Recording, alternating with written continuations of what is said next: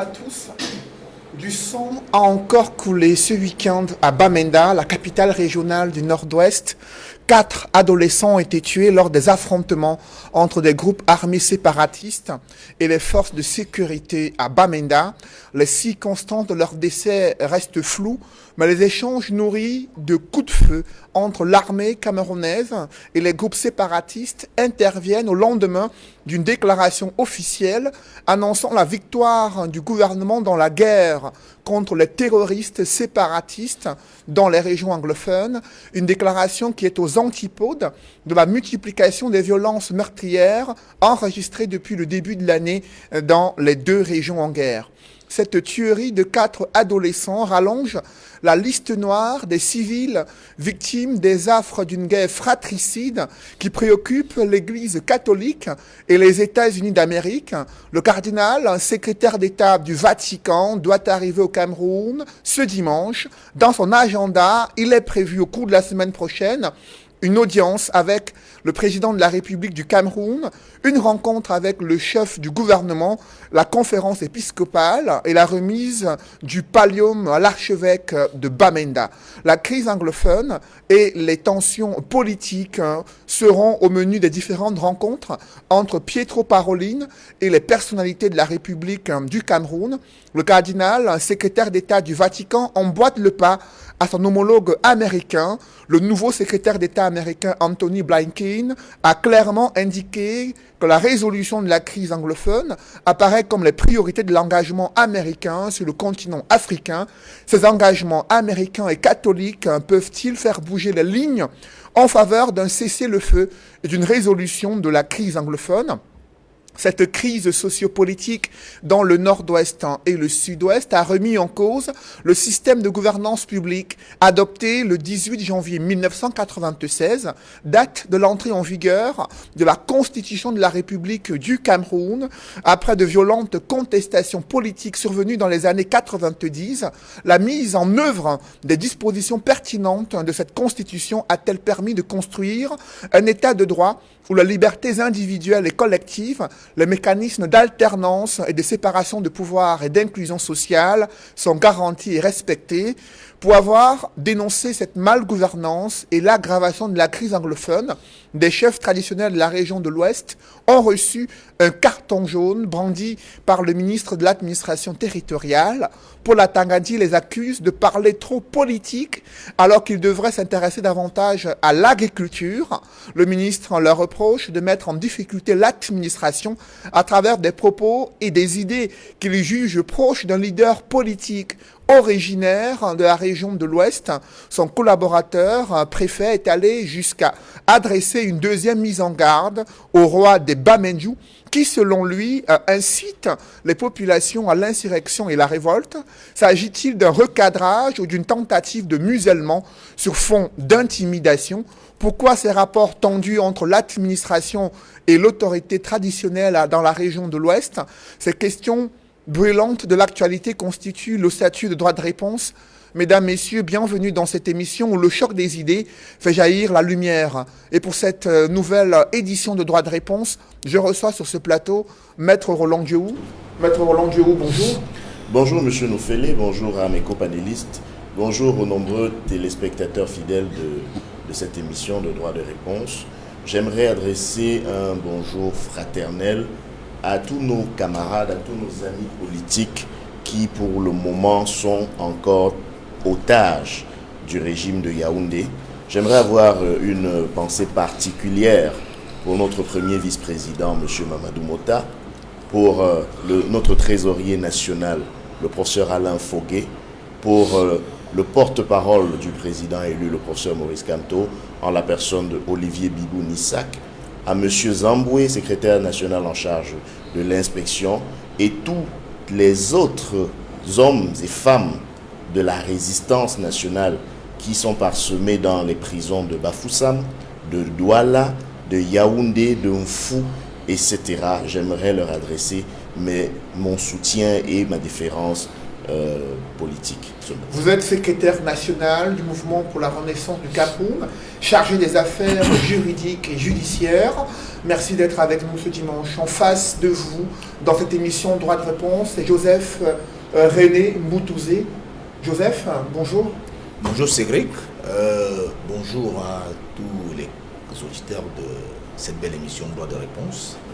Je voudrais adresser mes félicitations à tous les présidents de conseils régionaux qui ont été installés tout récemment pour que la décentralisation dans sa phase finale commence vraiment au Cameroun. Je voudrais saluer toutes les populations du sud, du département du Dialogo, de l'Anjournové au Messala et de mon village Ngouassé.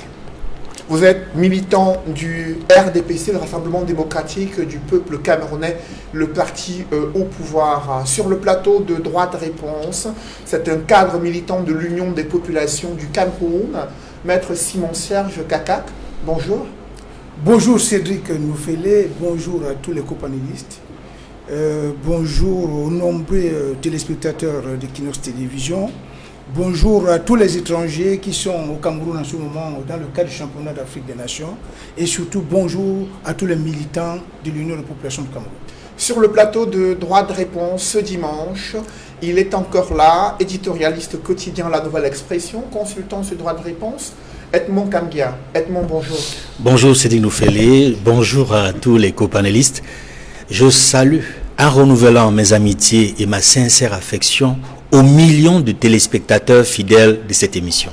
Et d'entrée du jeu, avec vous, Maître Simon-Serge Kakak, vous avez suivi cette actualité où le ministre de l'administration territoriale, lors d'une rencontre avec des chefs traditionnels à l'Ouest, a brandi un carton jaune, signe d'avertissement et de menace à l'encontre de ces chefs qui, selon lui, ont tenu des propos qui mettent en difficulté l'administration parce qu'ils parlent trop politique, ils parlent trop de la constitution du Cameroun et du code électoral qui ne devraient pas être des sujets à aborder par des chefs traditionnels. Comment avez-vous apprécié ce que le ministre a qualifié de recadrage des chefs traditionnels dans la région de l'Ouest? Cédric, avant de répondre spécifiquement à votre question qui me semble d'une pertinence légendaire, il faut quand même noter qu'en réalité, la perception de la chefferie traditionnelle par l'administration n'est pas la même que les populations ont de la chefferie traditionnelle. Parce qu'en réalité, dans la conception africaine de la chefferie traditionnelle, le chef traditionnel est le dépositaire de l'autorité traditionnelle et ancestrale. C'est lui qui est en fait le gardien des traditions. Dans l'imagerie populaire, voilà comment on considère un chef traditionnel. Mais il se passe que depuis les années 1920, lorsque le Cameroun a été mis sous mandat, tout le double mandat britannique et français,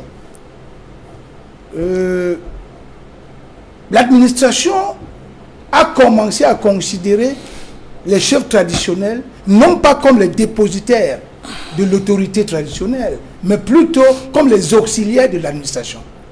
Lorsque vous prenez ce qui se passe aujourd'hui au Cameroun, je vais citer la principale loi, notamment la loi du 15 juillet 1977, qui régit l'organisation, le fonctionnement des chefferies traditionnelles au Cameroun, vous allez vous rendre compte qu'on vous dit clairement que le chef traditionnel est un auxiliaire de l'administration et que c'est l'administration qui doit entériner sa nomination, même si sa nomination est j'allais dire, même si son élection est faite par les notables.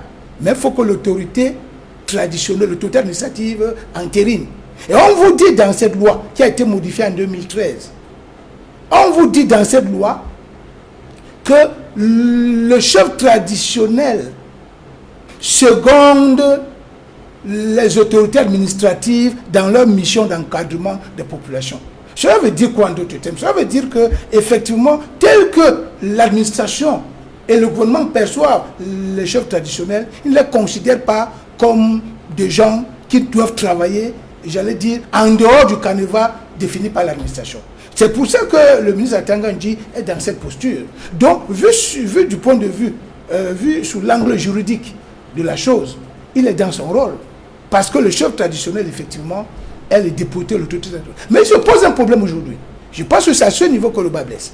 Parce qu'en réalité, au niveau des populations qui choisissent souvent leur chef, dans leur tête, ils ne l'ont jamais considéré comme quelqu'un qui va travailler avec l'administration. On le considère toujours comme quelqu'un qui est là pour défendre les intérêts des populations. C'est pour ça justement que certains chefs, conscients de ce que les populations attendent d'eux, sont dans la posture de critiquer. Ils font des sorties pour amener les autorités administratives et gouvernementales à régler un certain nombre de choses qui ne marchent pas au sein des populations. Malheureusement, il se passe que le gouvernement ne comprend pas la chose comme ça.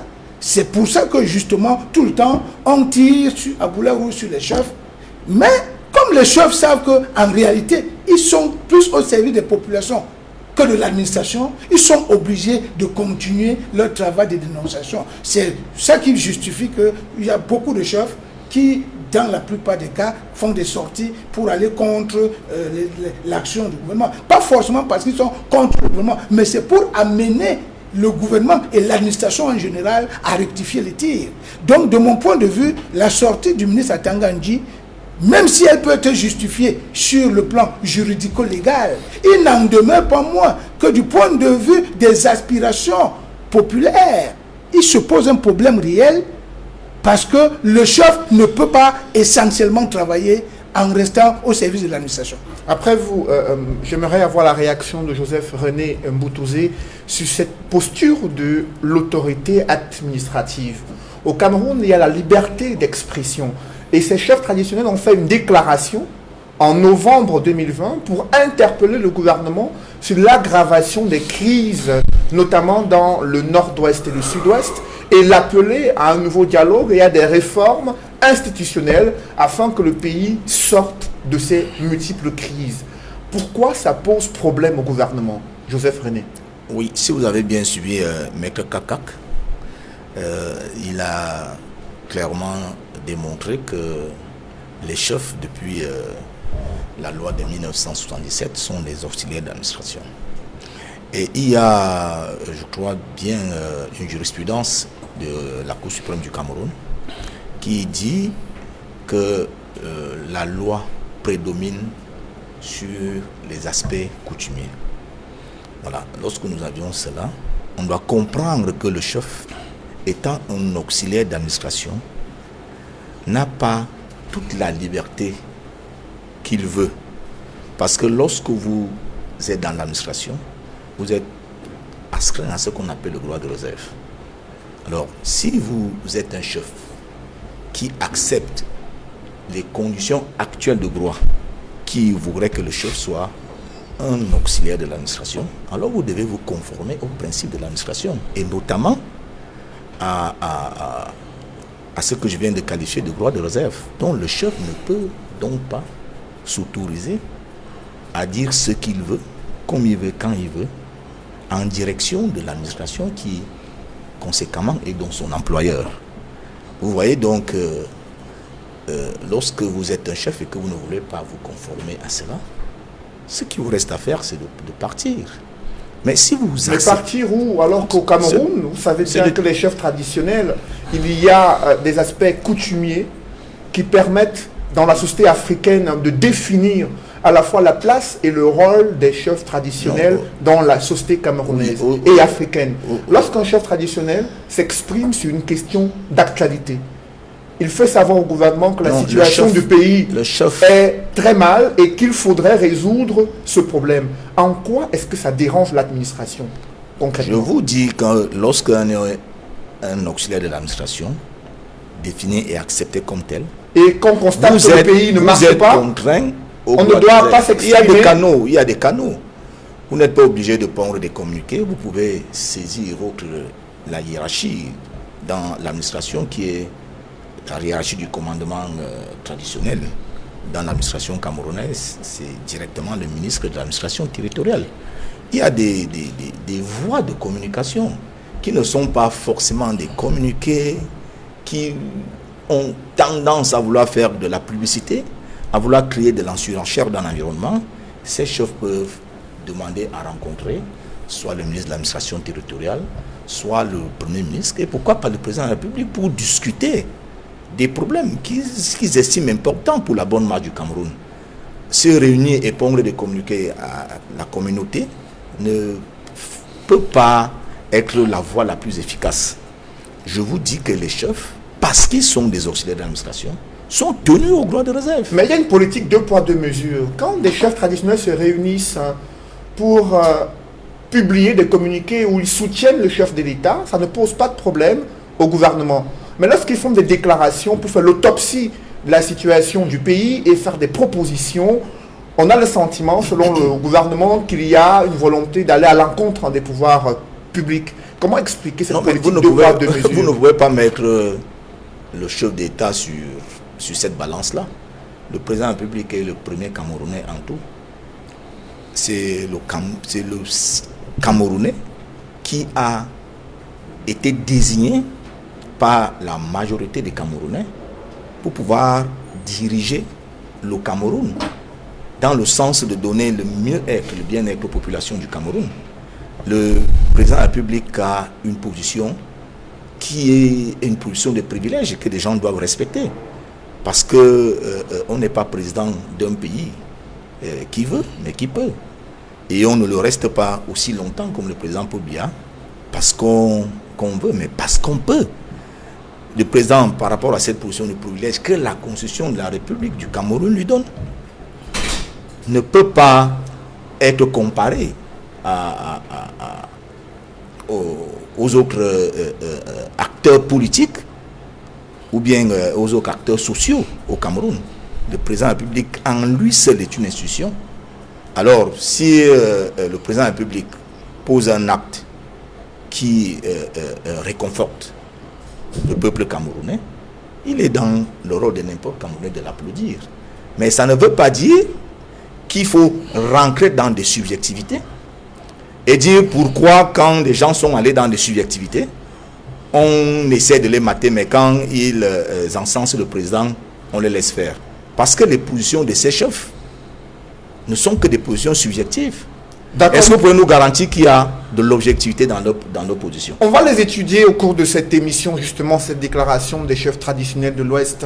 J'aimerais d'abord avoir la réaction de Maître Roland Guéhou sur ce que le ministre considère comme un recadrage en brandissant devant des chefs traditionnels, garants de la tradition, garants de l'autorité morale, un carton jaune pour les avertir de ce que l'administration n'est pas d'accord avec la déclaration sur la situation politique du pays. Il leur demande de parler plus d'agriculture.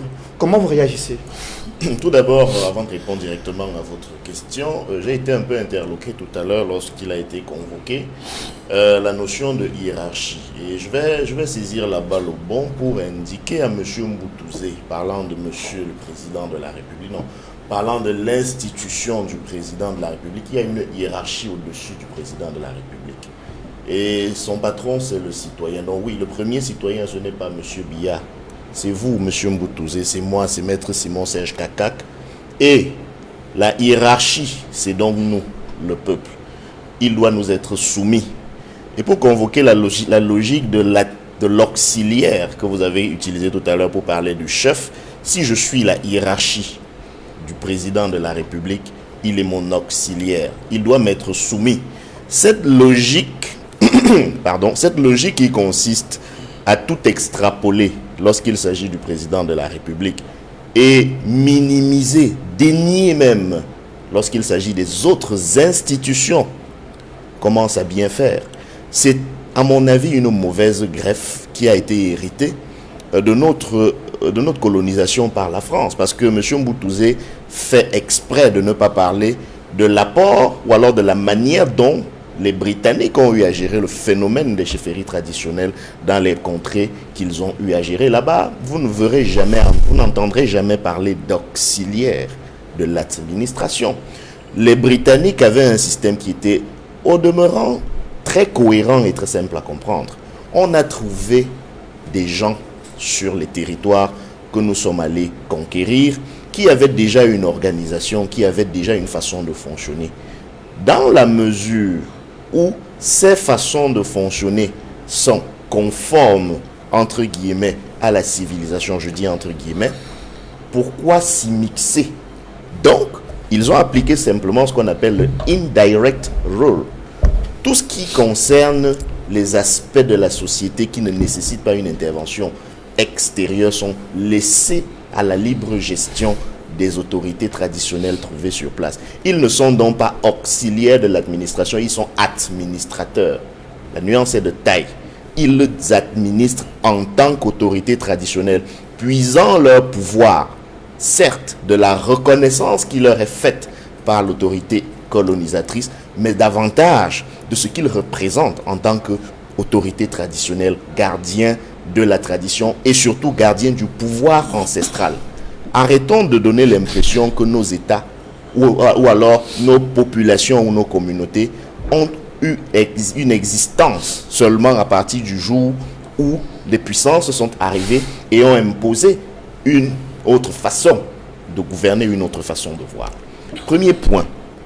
Sur le deuxième point relatif au cadre juridique, je suis globalement d'accord avec ce que Maître Kakar dit, sauf qu'il y a une nuance que j'aimerais apporter. On ne peut pas parler du cadre juridique et se cantonner à la loi qui organise les chefferies traditionnelles. Elle ne peut être que rapportée aux autres normes juridiques qui justement encadrent plus que simplement la chefferie traditionnelle, mais ce qu'on pourrait appeler les libertés fondamentales. Et vous ne pouvez donc pas justifier que l'on prive un citoyen, fût-il chef traditionnel, de sa liberté la plus basique, qui est celle de s'exprimer au nom d'une prétendue subordination, au nom d'une prétendue hiérarchie. Et d'ailleurs, pour votre gouvernement, quand vous parlez d'employé, c'est un peu forcer le trait de mon point de vue que de considérer que le chef traditionnel est l'employé de l'État. Puisqu'il est salarié. Je ne pense pas vous avoir interrompu, M. Mboutouzé. Et justement, prenez la peine de laisser les autres s'exprimer. Votre ministre fait exactement comme vous. C'est-à-dire que chaque fois qu'on dit des choses qui ne lui plaisent pas à entendre, il brandit des cartons jaunes. Ça me permet d'embrayer sur quelque chose qui est en société, en république, une symbolique extrêmement barbare et grave. On est dans un pays où le football est quelque chose d'assez répandu. On sait ce que veut dire le carton jaune. Quand un ministre de la République, et je préfère mettre ça entre guillemets parce que le comportement de ce dernier ne correspond pas à ce qu'on peut attendre d'un ministre de la République, va s'adressant à des autorités traditionnelles qui étaient là longtemps avant l'État dans sa forme actuelle, brandit des cartons jaunes parce que ces derniers se seraient exprimés sur des questions qui ne lui plaisent pas. Ils auraient dû s'exprimer sur l'agriculture. Soit, parlons même de ça. Si un chef vous dit, ok, je ne m'exprime que sur l'agriculture, j'aimerais savoir pourquoi les tracteurs sont en friche, en jachère, dans un champ quelque part dans le sud, chez M. Mboutouzé. Est-ce qu'il ne parle pas d'agriculture là? Mais est-ce qu'il ne parle pas de politique agricole en même temps? S'il vous dit, pourquoi est-ce que la politique d'accès à la terre agricole fait problème dans mon village, ne parle-t-il pas de politique, mais ne parle-t-il pas en même temps d'agriculture? Soyons un peu sérieux. Dites-moi quel est le domaine d'activité dans une société qui ne s'imbrique pas à la logique politique. C'est d'ailleurs quoi la politique, s'il faut qu'on se pose la question? Si ce n'est la gestion de la cité, et si on parle de la gestion de la cité, les amis de M. Mboutouzé veulent instaurer la hiérarchie qui permettra, selon eux, et ils vont vous parler d'objectivité, de discriminer selon qu'on a le droit ou pas de parler de la société. Et donc pour eux, c'est tous les messages dithyrambiques à l'endroit du chef de leur parti, parce qu'il faut le dire, M. Biya, c'est des messages objectifs, c'est des messages acceptables. On peut le tolérer, même venant des chefs traditionnels. On a vu des colonnes et des colonnes de journaux, d'ailleurs publics, avoir recensé des appels à la... comment ils ont appelé ça? L'appel du peuple, motion de soutien, etc. à un homme pour qu'il soit candidat à une élection présidentielle. On est dans un cadre, excusez-moi, strictement partisan quand on fait ça.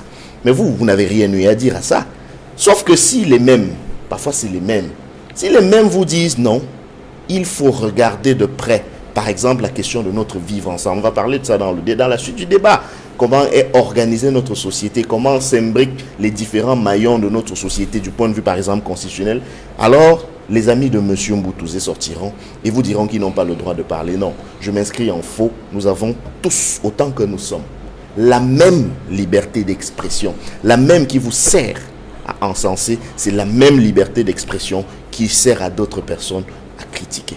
Après vous, Roland, Edmond Kamgia, brandir un carton jaune devant une autorité traditionnelle, quelle image cela peut renvoyer dans une société africaine? Qu'un ministre de la République vienne interdire à ses chefs traditionnels de parler de politique et estime que la rupture est bien plus important comme sujet à aborder par des chefs traditionnels. Voyez-vous, Cédric Noufélé, qu'un ministre de la République rassemble des chefs traditionnels et en viennent à brandir un carton jaune à ces chefs traditionnels, dont beaucoup ont accédé à la fonction traditionnelle, d'autorité traditionnelle avant même sa naissance. Ça s'appelle tout simplement un crime de lèse-majesté. Mais avant de revenir sur cette question en profondeur, il y a quelques précisions qu'il convient de faire à propos de quelques déclarations qui ont été faites ici.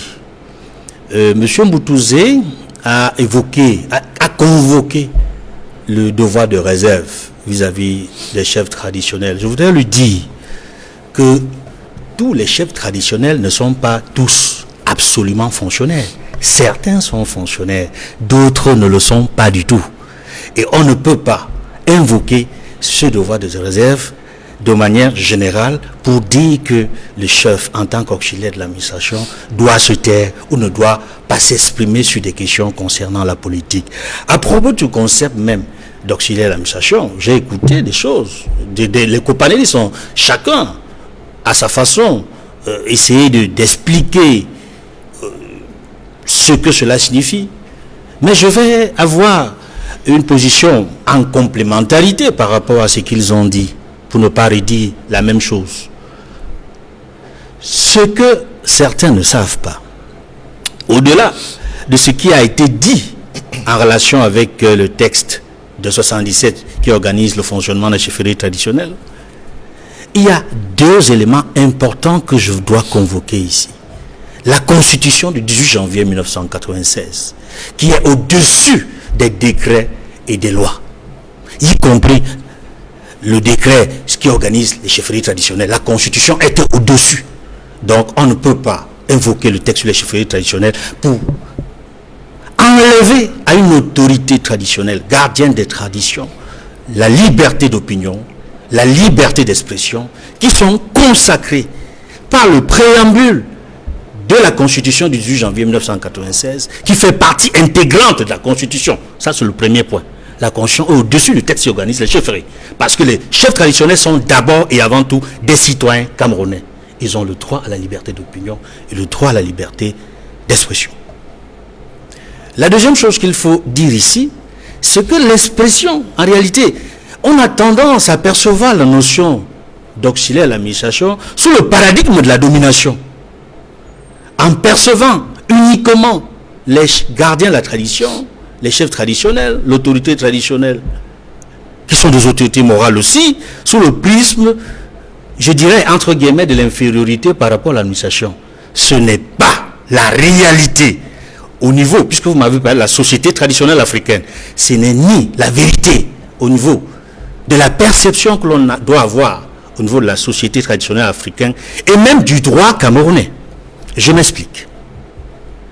Ce qu'il convient de dire ici, c'est que lorsque, chronologiquement, depuis le double mandat français et britannique des années 20, puis on a eu la double tutelle franco-britannique au Cameroun après la Deuxième Guerre mondiale, la France notamment, qui avait un système de gestion différent des Britanniques, et je fais droit, je félicite d'ailleurs Maître Roland Diého pour nous avoir suffisamment rappelé la différence entre les deux systèmes de mandat gérés par les Français et les Anglais, parce que les Anglais, effectivement, c'était l'indirect rule. Et eux avaient mieux compris le rôle et le statut des chefs traditionnels dans la société africaine. Et c'est pour cela que vous verrez que partout où la Grande-Bretagne a été le pays colonisateur, ces pays se sont rapidement émancipés. Ces pays, en Afrique comme partout à travers le monde, sont des pays développés, sont des pays où on respecte la bonne gouvernance, sont des pays où on respecte la démocratie. J'ai cité le Ghana, le Kenya, le Nigeria et beaucoup d'autres pays en Afrique, comme en Asie, l'Inde, le Pakistan. Partout où l'Angleterre est passée, elle a respecté l'autorité traditionnelle, les gardiens de la tradition, et a permis, à travers ce respect des gardiens de la tradition, au peuple, aux populations de s'émanciper et de devenir rapidement libres et indépendants. Et la plupart de ces pays sont plus développés que les pays qui ont été sous la colonisation française, ou alors comme le Cameroun sous mandat et sous tutelle française, parce que le Cameroun a été la colonie de personne, d'aucun État. Je voudrais, avant d'avancer et de répondre directement à la question, dire qu'en réalité, ce qu'il convient de dire, ce qu'il convient de retenir, c'est que le chef traditionnel, par rapport à l'autorité administrative, contribue, comme l'autorité administrative, à une fonction de régulation sociale. En réalité, la fonction d'auxiliaire à l'administration ne fait pas du chef traditionnel l'auxiliaire de l'autorité administrative. Cela signifie quoi? Ce n'est pas, je le rappelais tantôt, un paradigme de domination, mais c'est la collaboration, c'est un partenariat dans la complémentarité. Parce que l'autorité administrative a besoin de l'autorité traditionnelle, gardienne des traditions, pour faire passer les messages qui permettent de mieux réguler la société, qui permettent l'harmonie sociale, la cohésion sociale, le progrès et le développement des collectivités, de nos villages, de nos communautés. La question, M. Noufele, que vous posez, celle du carton jaune, que le ministre de l'administration territoriale a infligé en direct devant les caméras lors d'une assemblée au chef traditionnel. Je vous assure, ce n'est pas seulement moi qui parle. Ce sont d'autres Camerounais que j'ai entendus après ces images-là qui ont été véhiculées, qui ont été diffusées par les médias. Ils se sont dit, mon Dieu, où sommes-nous? Sommes-nous encore en Afrique? Au-delà de l'Afrique même.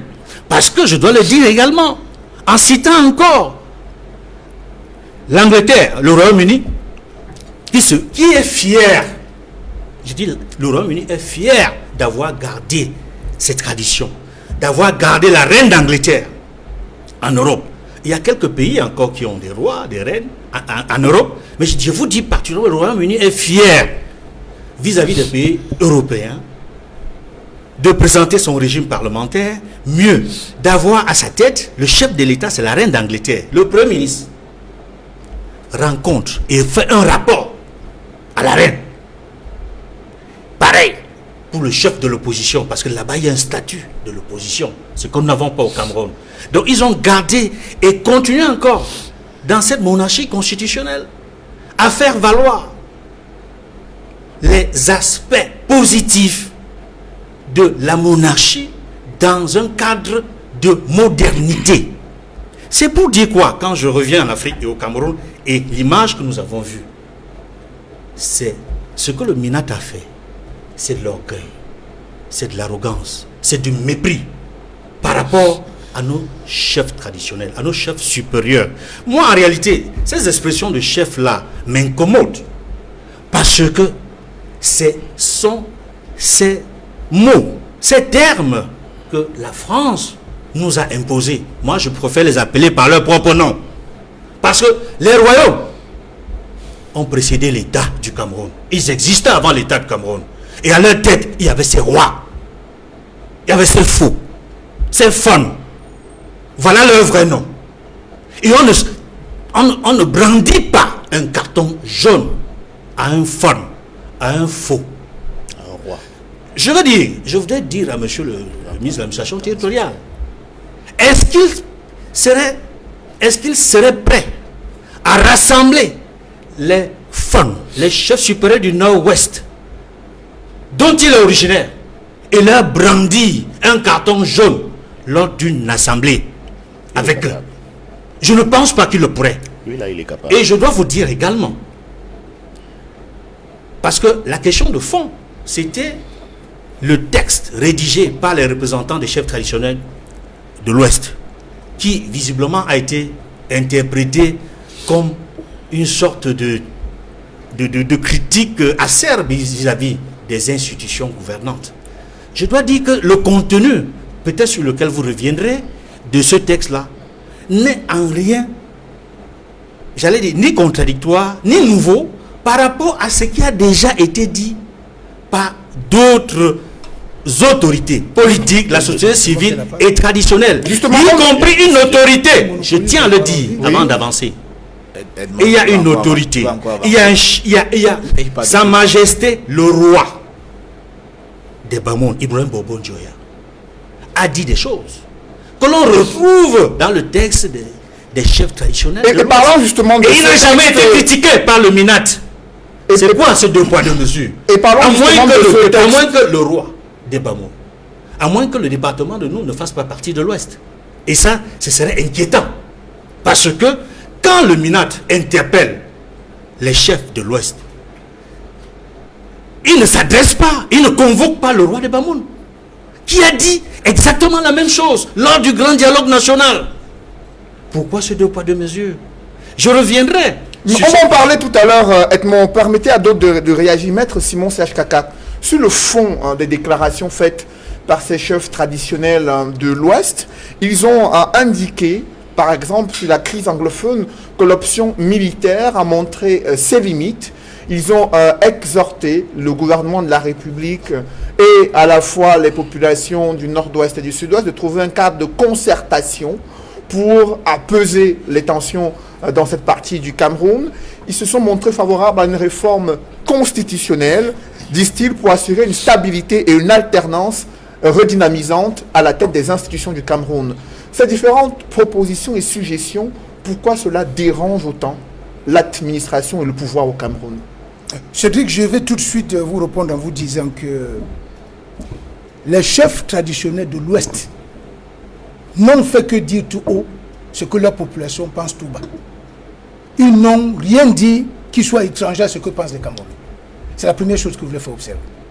Et la deuxième chose que je tiens à faire observer sur ce plateau, c'est que, en fait, la posture du ministre de l'administration territoriale et les textes qui régissent l'organisation et le fonctionnement des chefferies traditionnelles au Cameroun traduisent à suffisance pour les incongruités de l'héritage colonial que nous avons hérité, que nous avons eu de la France.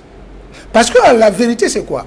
C'est que lorsque nous faisons un décryptage de la sortie du ministre, et lorsque nous faisons l'exégèse des textes qui régissent les chefferies traditionnelles au Cameroun, on se rend compte que ces 2 éléments sont aux antipodes des exigences et des enjeux de ce qu'on appelle la gouvernance traditionnelle et ancestrale.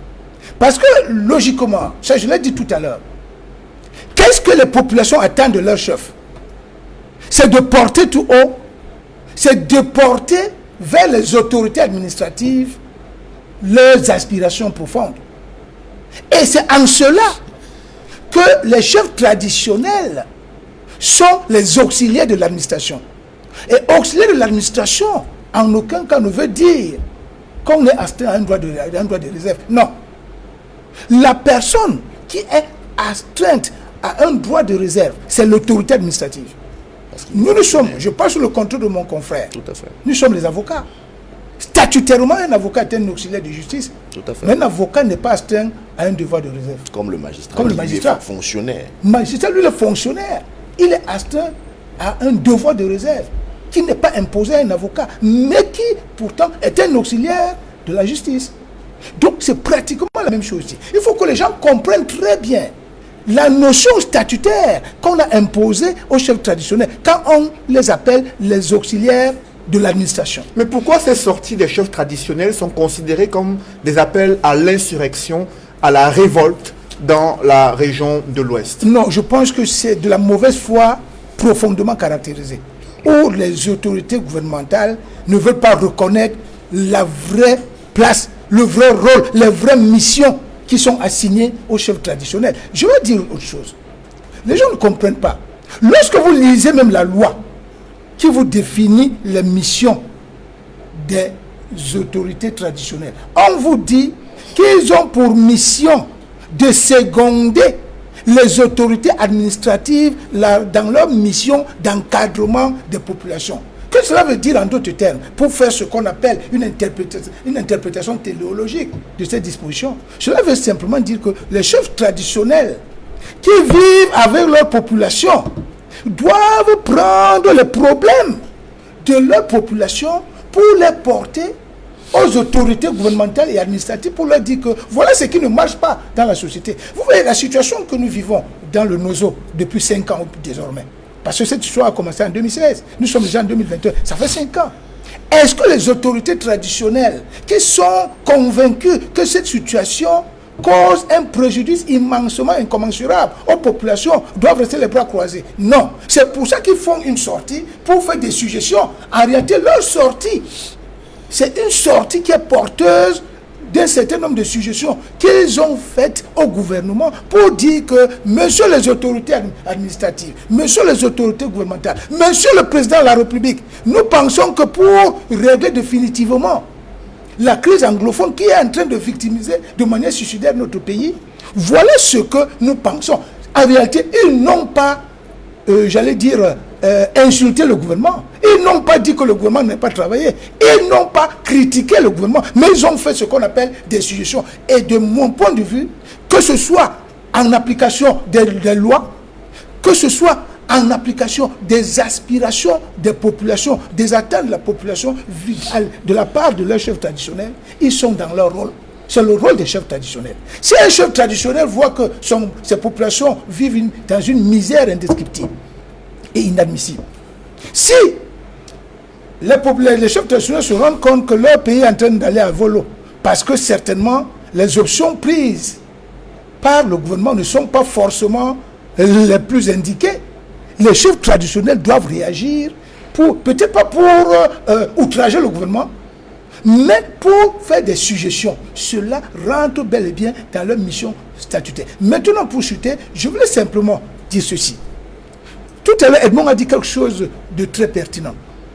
Quand il s'est interrogé sur M. Atangandji, ministre de l'administration territoriale, pour dire que est-ce que ce même ministre, qui est originaire de la région du Nord-Ouest, peut adopter la même posture vis-à-vis des fonds. Parce qu'effectivement, les fonds qui ne sont pas forcément dans la même posture statutaire que les chefs traditionnels de la partie francophone du pays et qui travaillent conformément à l'héritage colonial à eux légué par les anglo-saxons, ne pourraient jamais accepter une pareille sortie. Parce que chez eux, en réalité, les fonds sont les acteurs qui vivent avec les populations et qui sont toujours en train d'assurer de manière intégrale la défense de leur population. C'est par là que je suis. Après vous, Simon-Serge, Joseph, René, lorsqu'il y a de telles suggestions faites par les chefs traditionnels, pourquoi le ministre estime que ces propositions sont similaires aux déclarations d'une personnalité politique originaire de l'Ouest et président d'un parti politique? Pourquoi faire une similitude entre des déclarations des chefs traditionnels qui interpellent le gouvernement sur des problèmes pertinents qui existent et les positions prises par un leader politique et insister sur ses origines? Vous savez, le MRC qui est représenté sur ce plateau à travers Maître Djeou, mais aussi à travers Edmond Kamgia, qui sont deux sur ce plateau. Et ils sont complémentaires d'ailleurs. Lorsque l'un et l'autre prennent la parole, c'est dans le cadre d'une complémentarité. Je voudrais pas faire la morale à Edmond, mais je voudrais tout de même lui dire qu'un consultant, un rédacteur en chef doit être pas trop partisan. Il est tellement coloré que vraiment tous les dimanches, il se confond à un membre du MRC. Et ce MRC qui demande donc si le ministre, le très grand ministre de l'administration territoriale Atangandji, peut s'agresser comme ça au fond. C'est ce même MRC qui ne dit rien lorsque des terroristes dans les régions du Nozo, en Bastille, ces chefs brûlent les résidents de ces chefs. Vous savez que le premier ministre camerounais est un chef traditionnel. Ils sont allés brûler sa maison. Je n'ai pas vu cette montée de boucliers. C'est quand même un chef dans ces régions qui a été malmené par ces populations. On ne peut pas vouloir ici faire du 2 poids 2 mesures. Vous savez, moi, j'ai l'avantage sur les autres.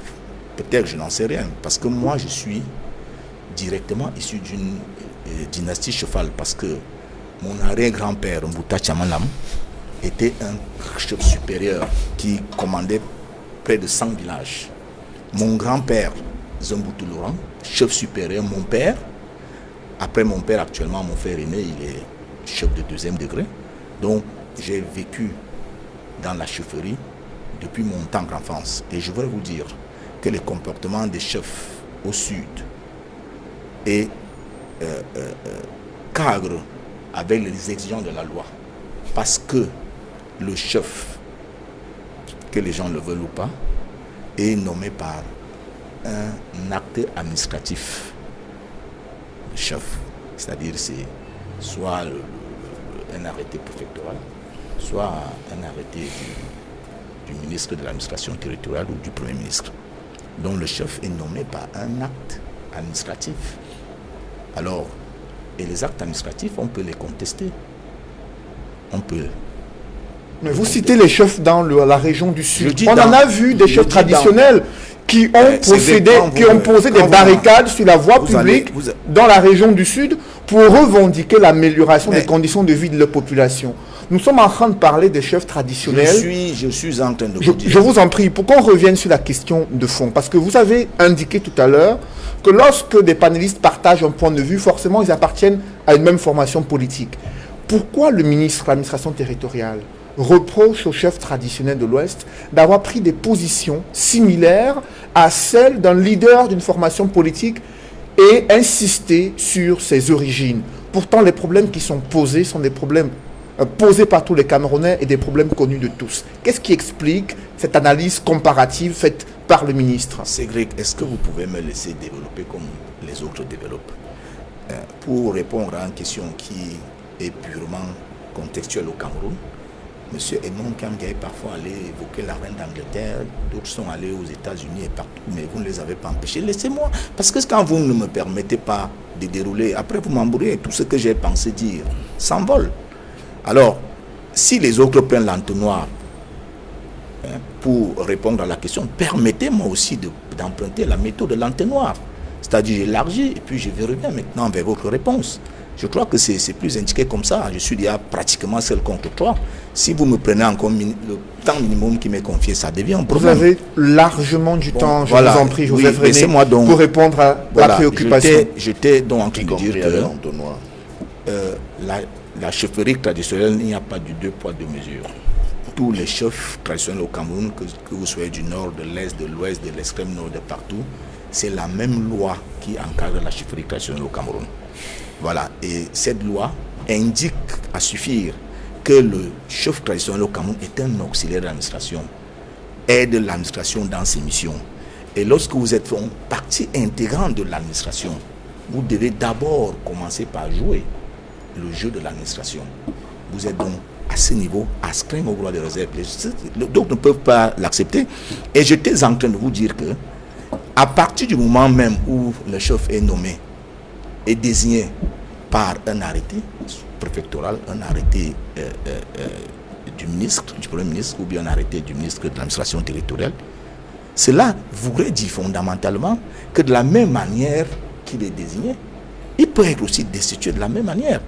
Et forcément, sur le plan légal, le gouvernement, à travers les représentants qui désignent donc ces chefs, a une primauté sur le chef traditionnel. Maintenant, est-ce que le rôle du chef traditionnel, c'est de faire des opinions politiques? On ne peut pas empêcher un Camerounais de faire des opinions politiques. Mais ce que le ministre voudrait, c'est que des chefs, parce qu'ils ont des chefs d'une communauté, au lieu de vouloir tout ramasser dans l'ensemble du pays, qu'ils retournent d'abord au sein de leur communauté pour leur apprendre des choses qui peuvent leur apporter le mieux-être. Par exemple, donc, l'agriculture, qu'ils arrangent les conflits qu'il y a dans les communautés. Parce que vous savez que, même s'il faut évoquer le problème foncier, comme Mekrinjewa dit là, il y a des problèmes fonciers qui sont résolus à la base au niveau des chefferies et où des gens trouvent des compromis. Et la communauté accepte ces décisions de chef et les gens vivent dans la paix. Joseph, René, pour qu'on vous comprenne bien, vous demandez à Chief Joseph Dion-Ngouté, Premier ministre, chef traditionnel, de laisser la politique, de laisser le gouvernement et de retourner d'abord s'occuper de sa communauté. Vous demandez au secrétaire d'État en charge des pandémies au ministère de la Santé de laisser ce département ministériel, de retourner à Garoua, de pouvoir faire l'agriculture. Je vous en prie, pour qu'on comprenne bien. Est-ce qu'il y a au Cameroun certains chefs traditionnels qui ont le droit d'avoir des opinions politiques favorables au gouvernement et d'autres qui n'ont pas le droit lorsque ces opinions politiques sont critiques, sont jugées critiques à l'encontre du gouvernement? Je suis en train de vous dire, sauf si vous voulez faire semblant, que lorsque vous évoquez le Premier ministre, il a une double casquette. Il a une casquette de Premier ministre, chef du gouvernement, et une casquette de chef traditionnel. Alors, lorsque le Premier ministre va s'agresser au gouvernement en tant que chef traditionnel, on pourra ensemble évaluer ses propos et dire s'il n'est pas sorti du cadre d'un chef traditionnel. Vous ne pouvez pas dire qu'un ministre qui est à la fois chef traditionnel, qu'à chaque fois qu'il prendra parole, il le prend d'abord en tant que chef traditionnel. Il y a des prises de parole du Premier ministre lorsqu'il se retrouve au sein de sa communauté. En tant que Premier ministre, il rentre souvent dans la communauté où il est chef. Prendre parole, s'exprimer là-bas, encadrer ces populations qui sont sous son commandement traditionnel. Et là, s'il dit des choses qui vont contre le gouvernement, on peut aisément maintenant le prendre à partie. Mais je voudrais dire qu'un chef doit d'abord accompagner le gouvernement. Pourquoi?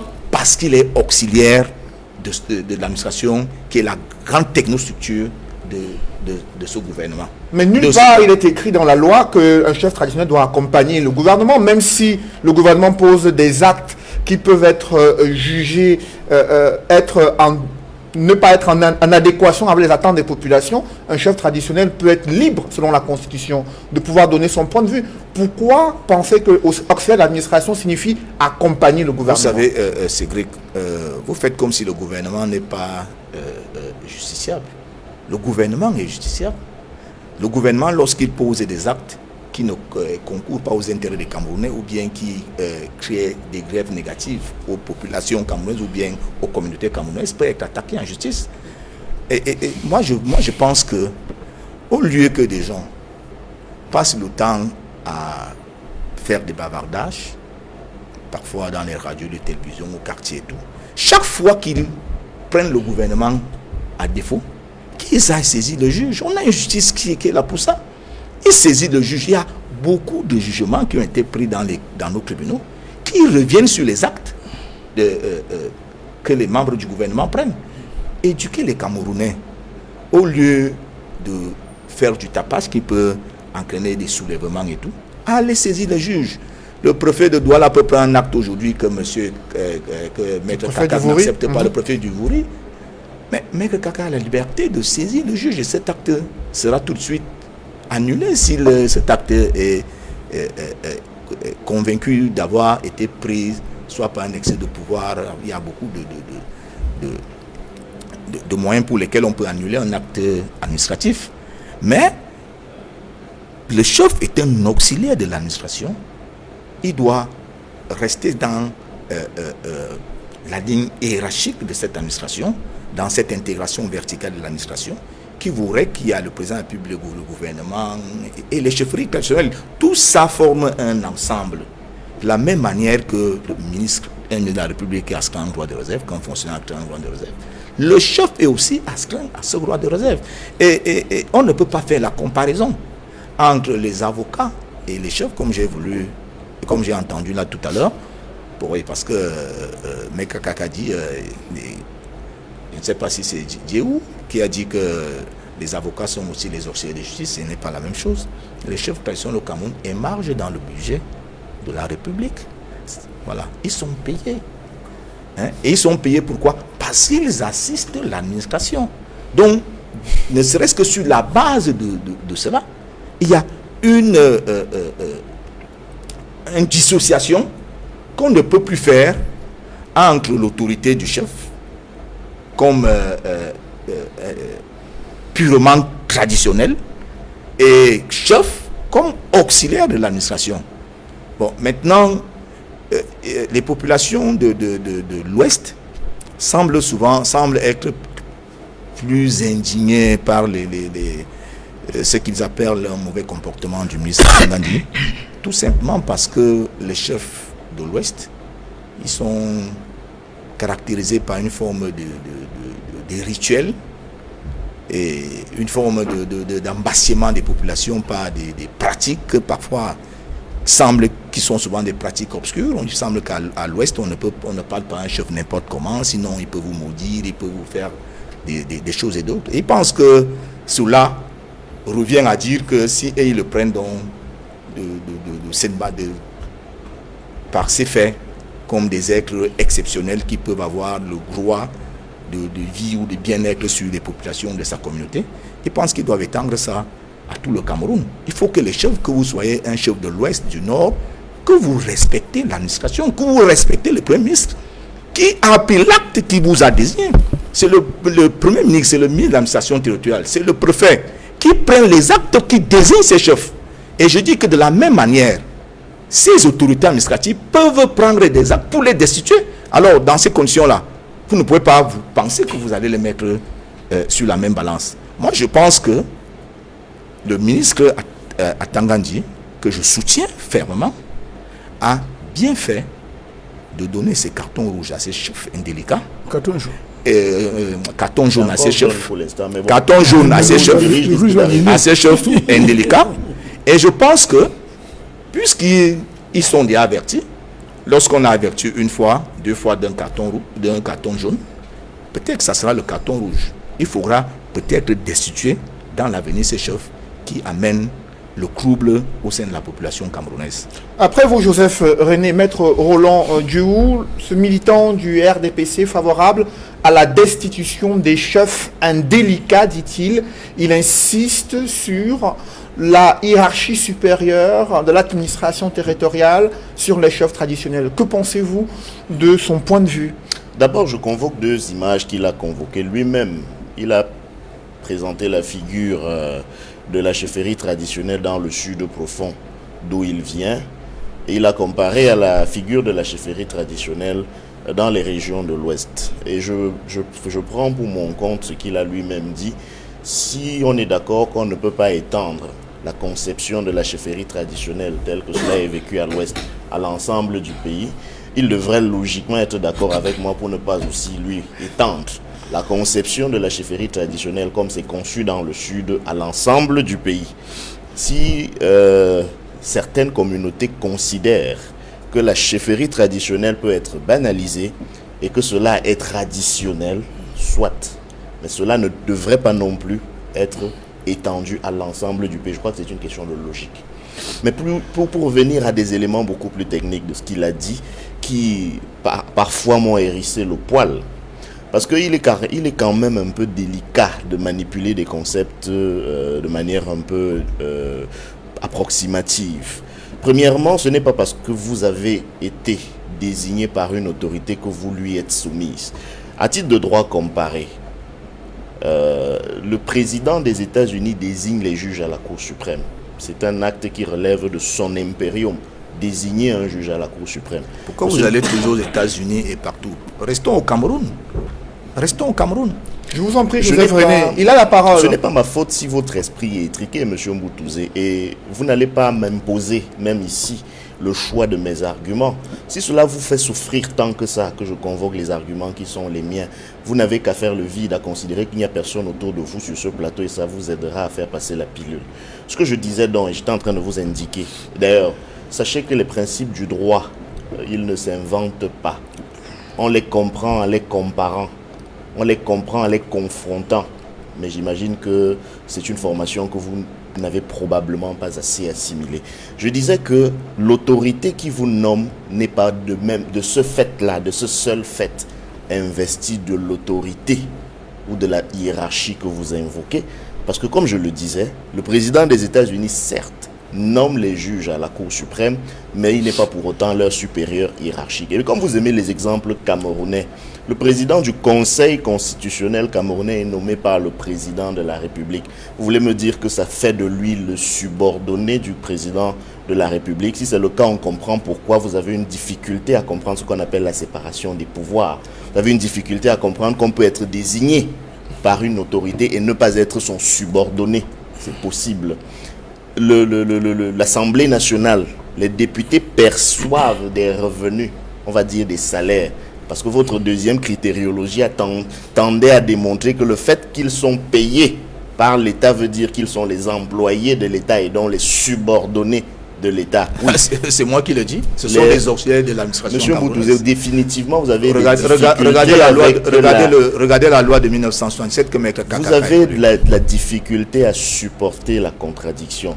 D'ailleurs, tout à l'heure, vous vous inquiétiez du fait que les autres panélistes parlaient beaucoup. Tout à l'heure, on a assisté à un dialogue entre le présentateur et vous. Cela n'a offusqué personne.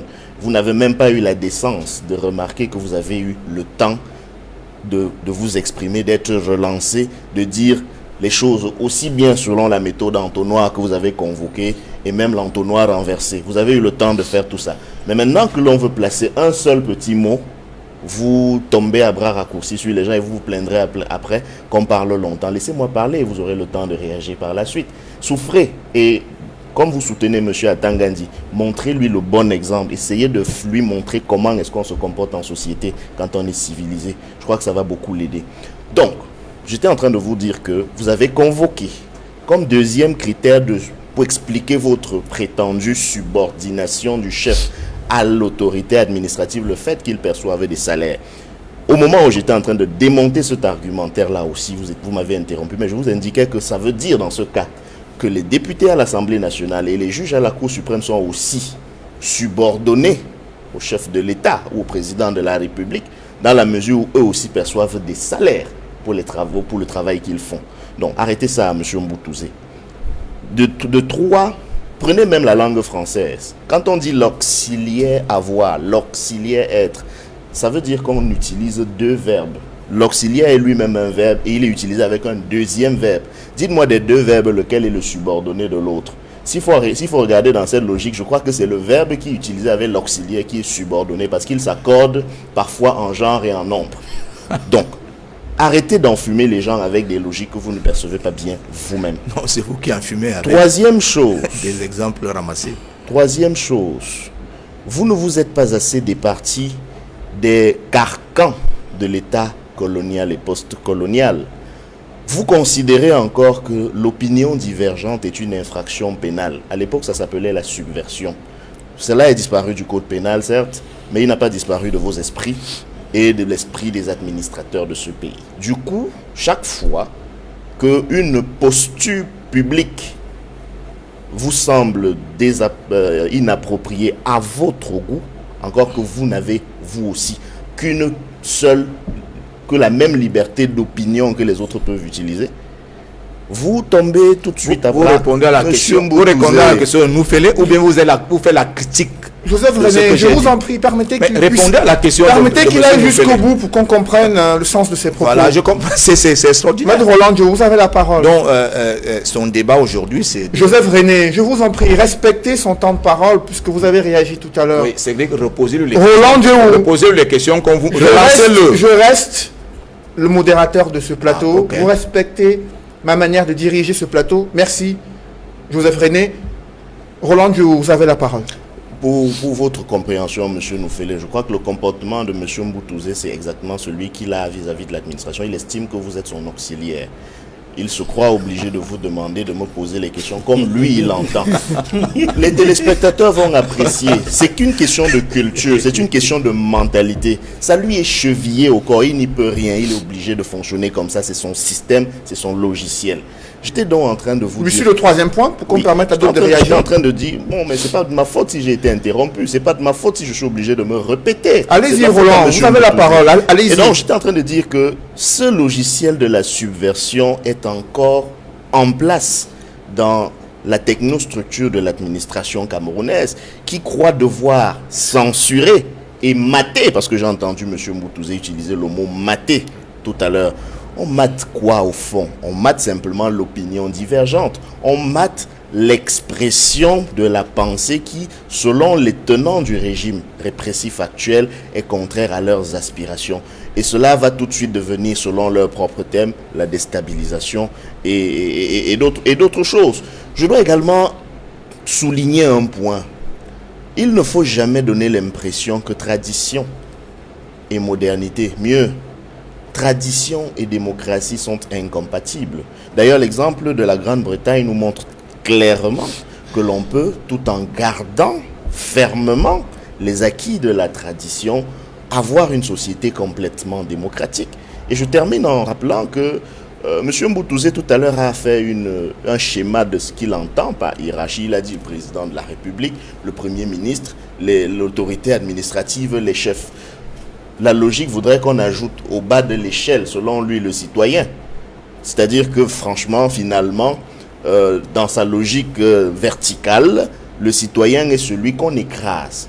Mais il a aussi convoqué une sorte de dédoublement de personnalité quand vous lui avez demandé quand serait-il donc si on veut appliquer la même logique au monsieur le Premier ministre ou à monsieur tel ministre qui est par ailleurs chef chez lui. Il vous a dit non, quand il est sous sa casquette de chef traditionnel, on voit ce qu'il dit, on peut voir s'il y a des choses à lui reprocher. Maintenant, quand il est sous sa casquette de président, de premier ministre, etc., on voit ce qu'il a fait. Ce dédoublement de personnalité, M. Mboutouzé, je vous l'emprunte. Et je vous dis que cela peut également s'appliquer quand on est sous la casquette de citoyen. Et cette fois-là, quand on est sous la casquette de citoyen, la hiérarchie que vous avez indiquée à quelqu'un au sommet, c'est le citoyen. Il est donc inconcevable que vous soyez dans un pays où le subordonné, l'auxiliaire, prétende indiquer à son patron ce qu'il doit dire, ce qu'il doit penser, avec qui il doit se réunir, les termes qu'il doit utiliser, les mots, etc. C'est une pratique des satrapies occidentales du Moyen-Âge que vous avez importée en Afrique. Vous avez mis les vêtements de la démocratie, ce que le professeur Achille Mbembe appelle, fort à propos du reste, la démocrature, et vous essayez de vendre ça aux Camerounais au 21e siècle, en 2021, ça ne passera plus, M. Mboutouzé. Et ces problèmes entre les autorités traditionnelles et les autorités administratives se posent au moment où le Cameroun célèbre les 25 ans de mise en œuvre de la Constitution qui a été adoptée en janvier 1996. Edmond Kamgia, 25 ans de mise en œuvre de la Constitution au Cameroun, avec un rythme qui a été critiqué par l'opposition, mais plutôt apprécié par le pouvoir, estimant qu'il fallait aller pas à pas.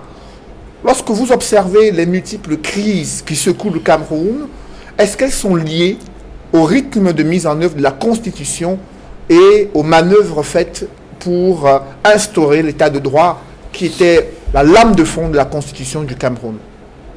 Je nous fais avant de répondre à cette question, je voudrais dire quand même un dernier mot sur le thème précédent, parce que j'ai même en plus été interpellé par M. Mboutouzé, qui rentre dans le même disque rayé de tous les communicants politiques du RDPC lorsqu'ils arrivent sur ce plateau et m'attribuent la casquette d'une formation politique pour laquelle je ne suis pas adhérent du tout. C'est une inexactitude. Je n'en dirai pas plus. Je suis consultant sur le plateau, je ne suis militant d'aucune formation politique. De deux, je voudrais dire que, en ce qui concerne l'allusion ou l'affirmation faite par le ministre de l'administration territoriale, qui invite les chefs de l'Ouest à ne pas s'intéresser à la politique, à s'intéresser seulement à l'agriculture, je l'interpelle au moins sur une ou deux choses. Est-ce qu'il voudrait dire que l'amido de Rebouba, Sa Majesté Aboubakari Abdoulaye, vice-président du Sénat, doit quitter le Sénat, rentrer, n'est-ce pas, dans son lamida et ne faire que l'agriculture? Est-ce que cela signifie que Sa Majesté le roi de Bamoun, Ibrahim Bobon-Djoa, doit quitter le Sénat, ou les membres du bureau également, quitter la politique, ou les membres du bureau politique du RDPC et ne faire que l'agriculture? Chief John Gouté. Est-ce que cela signifie que le Premier ministre chef du gouvernement, Chief John Gouté, doit cesser de faire la politique, c'est-à-dire démissionner même de ses fonctions de Premier ministre, chef de gouvernement, puisqu'il s'agit imminemment d'une fonction politique, quitter le RDPC et aller faire l'agriculture, n'est-ce pas, dans son village. Est-ce que cela signifierait que le secrétaire national à la communication du RDPC, n'est-ce pas, le professeur Jacques Famdongo, Voilà, en Colando. doit rentrer en Colando, faire l'agriculture dans sa chefferie et quitter ses fonctions politiques? Et le nom Guy alors? Et vraiment, et je dois clôturer parce qu'ils sont très nombreux dans le gouvernement, hein, qui sont chefs traditionnels, mais pour ne pas en dire davantage, restons sur le Nomgui, des Nomgui, chef des chefs, Paul Biya. Il doit ne plus s'intéresser à la politique et faire uniquement l'agriculture. Les implications de cette affirmation signifieraient que Paul Biya doit démissionner de ses fonctions de président de la République, démissionner de ses fonctions de président national du RDPC et rentrer en Vomeka, cultiver la terre, faire uniquement l'agriculture. Voilà les implications de l'affirmation du ministre de l'administration territoriale. Est-ce que c'est de ça qu'il s'agit? Ou alors, ça c'est le premier volet de mon constat. Ou alors cela signifierait tout simplement que tant qu'on est chef traditionnel et qu'on fait de la politique qui ne va pas dans le sens du RDPC ou qui n'est pas en harmonie avec le pouvoir, là, on doit ne plus faire la politique parce qu'on critique le gouvernement, parce qu'on tient des propos qui ressemblent étrangement, et monsieur Atangandil a dit, des propos qui ressemblent étrangement aux documents, au projet de société d'un leader d'une formation politique originaire de l'Ouest. Et je dois, ici, et sur ce point précis, dire qu'il n'a pas cité ce leader de l'opposition originaire de la région de l'Ouest. En fait, il veut parler de Maurice Kamto. Je dois dire ici même, sur cette affirmation, qui, je l'affirme, est tribaliste, que Paul Biya même a du respect pour le professeur Maurice Kamto. Parce que, lors de son discours du 31 décembre, même en critiquant le professeur Maurice Kamto, et je crois dans sa posture, non pas du président de la République, mais du président national du RDPC, il n'a pas cité Maurice Kamto, mais il a parlé de Maurice Kamto en termes de personnalité. C'est du respect. Paul Biya a du respect quand même pour ses contradicteurs politiques. Mais le ministre Atangandji dit, il n'a ni respect pour les chefs, ni respect pour les hommes politiques, ni respect pour personne. Ni bonne manière. Ni bonne manière. C'est indécent.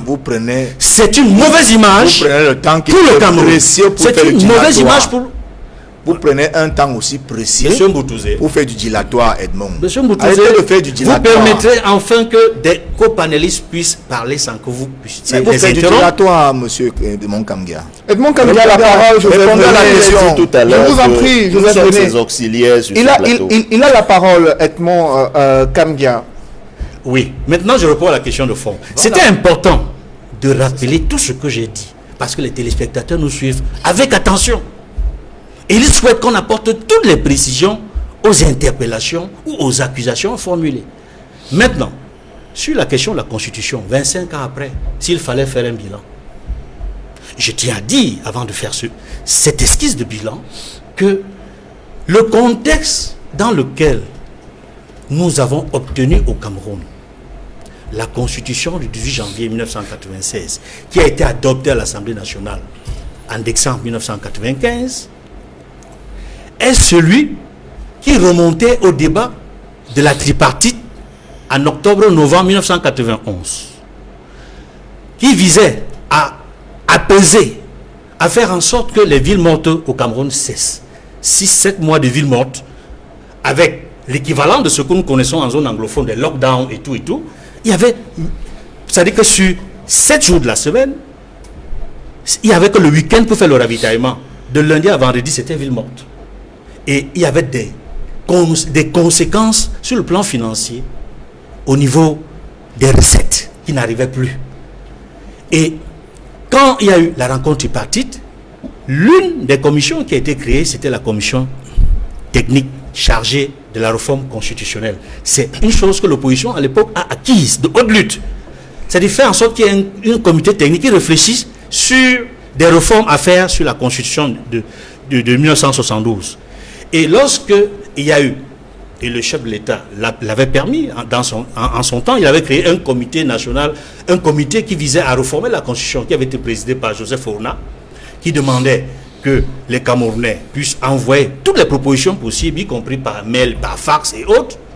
Et il nous souvient que au lendemain de ces rencontres à la tripartite, où des personnalités fortes des régions du nord-ouest et sud-ouest étaient encore présentes, je pense à Tandé Mouna, Djongo Foncha, et beaucoup comme Albert Moukon et autres qui étaient encore là, qui souhaitaient le retour au fédéralisme.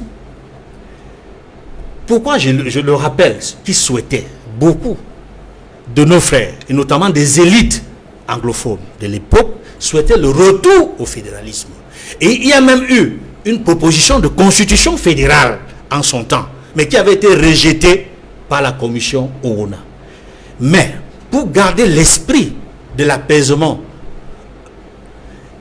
au terme de la réforme, de la synthèse des textes qui avaient été adoptés, il en est sorti la nécessité de mettre sur pied une constitution qui serait un compromis entre les partisans du fédéralisme et les partisans de la République unitaire centralisée. C'est pour cela qu'on est parvenu à adopter une constitution. Je préfère la formule qui a été utilisée, la révision, c'est-à-dire un texte qui porte révision de la constitution de 72, qui fait en sorte qu'on est passé de l'État unitaire centralisé à la République unitaire décentralisée. Comme c'était un compromis provisoire qu'on devait évaluer avec le temps et voir si on a suffisamment évolué et préservé des acquis qui permettent soit de passer au fédéralisme, soit de continuer encore en vue d'une amélioration avant que d'évaluer. C'est pour dire que la constitution actuelle, s'il fallait faire un bilan, c'est d'abord par rapport à ces attentes-là, à ce qui avait été décidé. Est-ce que cette constitution d'abord a été véritablement appliquée? La réponse est non. En ce qui concerne la question de fond, la décentralisation, la constitution n'a pas été appliquée sur le point de la décentralisation, malgré le fait que c'est dans les dernières années, c'est-à-dire c'est dans la 22e, 23e ou 25e année, sous la pression de la société civile, sous la pression des partis de l'opposition, qu'on a essayé de mettre sur pied le Sénat, et de la crise anglophone, qu'on a essayé de mettre le Sénat, qu'on a essayé de mettre les nouvelles institutions.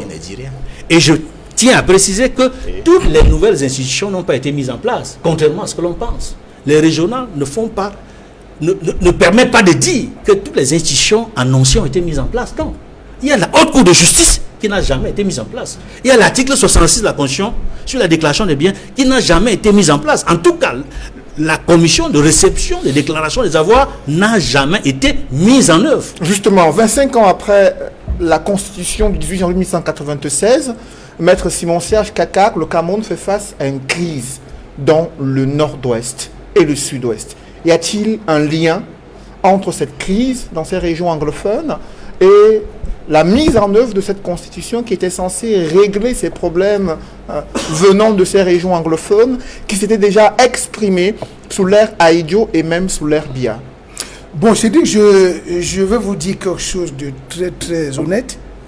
Lorsque vous me posez la question de savoir s'il y a un lien étroit entre l'actuelle crise du Nozo et l'échec de la constitution de 1996, je vais vous dire oui, de manière péremptoire.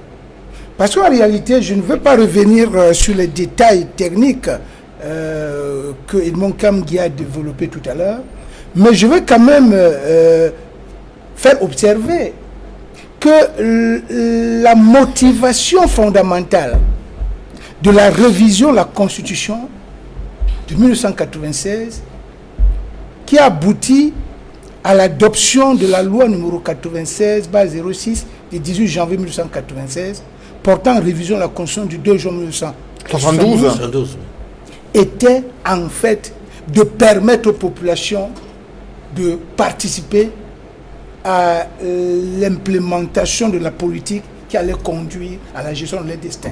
C'est ça qu'on appelait la décentralisation. C'était l'objectif en réalité. Donc il fallait sortir des exigences et des pesanteurs de l'État unitaire centralisé. Parce qu'en réalité, lorsque nous restons dans une posture unitaire décentralisée, toutes les décisions se prennent à Yaoundé et concernent les régions sur lesquelles les décideurs ne maîtrisent pas les réalités. Donc il fallait permettre maintenant aux autorités, à des autorités locales et aux populations de prendre en main leur destin. Donc c'était l'objectif. Maintenant, il se passe que lorsque nous faisons le bilan 25 ans après, il ressort clairement qu'il y a beaucoup de choses à dire. C'est vrai qu'il y a eu des évolutions du point de vue visuel, du point de vue théorique. Mais sur le fond, il n'y a pas eu d'évolution. Je vous donne un petit cliché. Nous sommes ici dans la ville de Douala.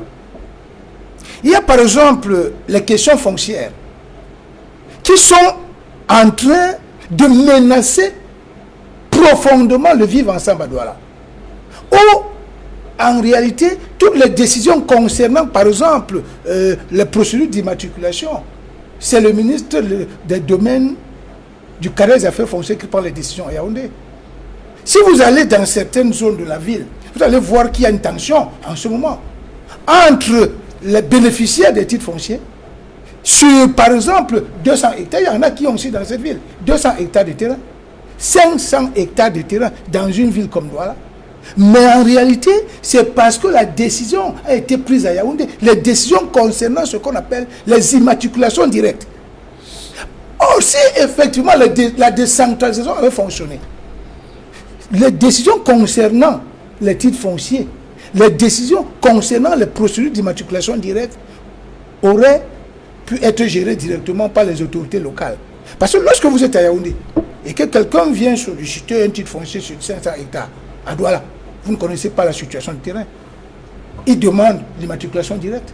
Tout le monde sait que, je passe sous le contrôle de mon confrère, la condition sine qua non en matière d'immatriculation directe, c'est de rapporter la preuve que vous qui demandez l'immatriculation directe, vous avez mis en valeur les terres. Or, ce n'est que l'autorité locale, celui qui travaille à Douala, qui peut vérifier cela. Donc, l'autorité de proximité. Mais il se passe qu'ici, vous voyez, quelqu'un introduit une procédure à Yaoundé.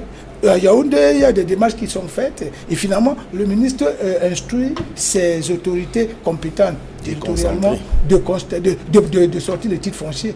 Alors que la personne qui a demandé le titre foncier n'a jamais rapporté la preuve d'une quelconque occupation ou exploitation des terres sur lesquelles demande l'immatriculation. C'est des petits exemples pour vous dire que la décentralisation n'a pas marché. Et il y a beaucoup de questions comme ça. Par exemple, quand vous prenez une question comme la gestion des ordures ménagères, on continue à vous dire que non, c'est Isaac Kam qui gère, et quand attend les factures qui doivent être réglées au ministère des Finances. Alors qu'une question comme la gestion des ordures ménagères aurait dû être gérée par les mairies directement. Jusqu'au jour d'aujourd'hui, il n'y a pas eu d'évolution. Donc je vous donne ces petits clichés pour comprendre que l'objectif fondamental qui avait été recherché en 1996, c'est-à-dire la décentralisation, ça veut dire la responsabilisation des populations locales, ça veut dire l'implémentation de la gouvernance locale.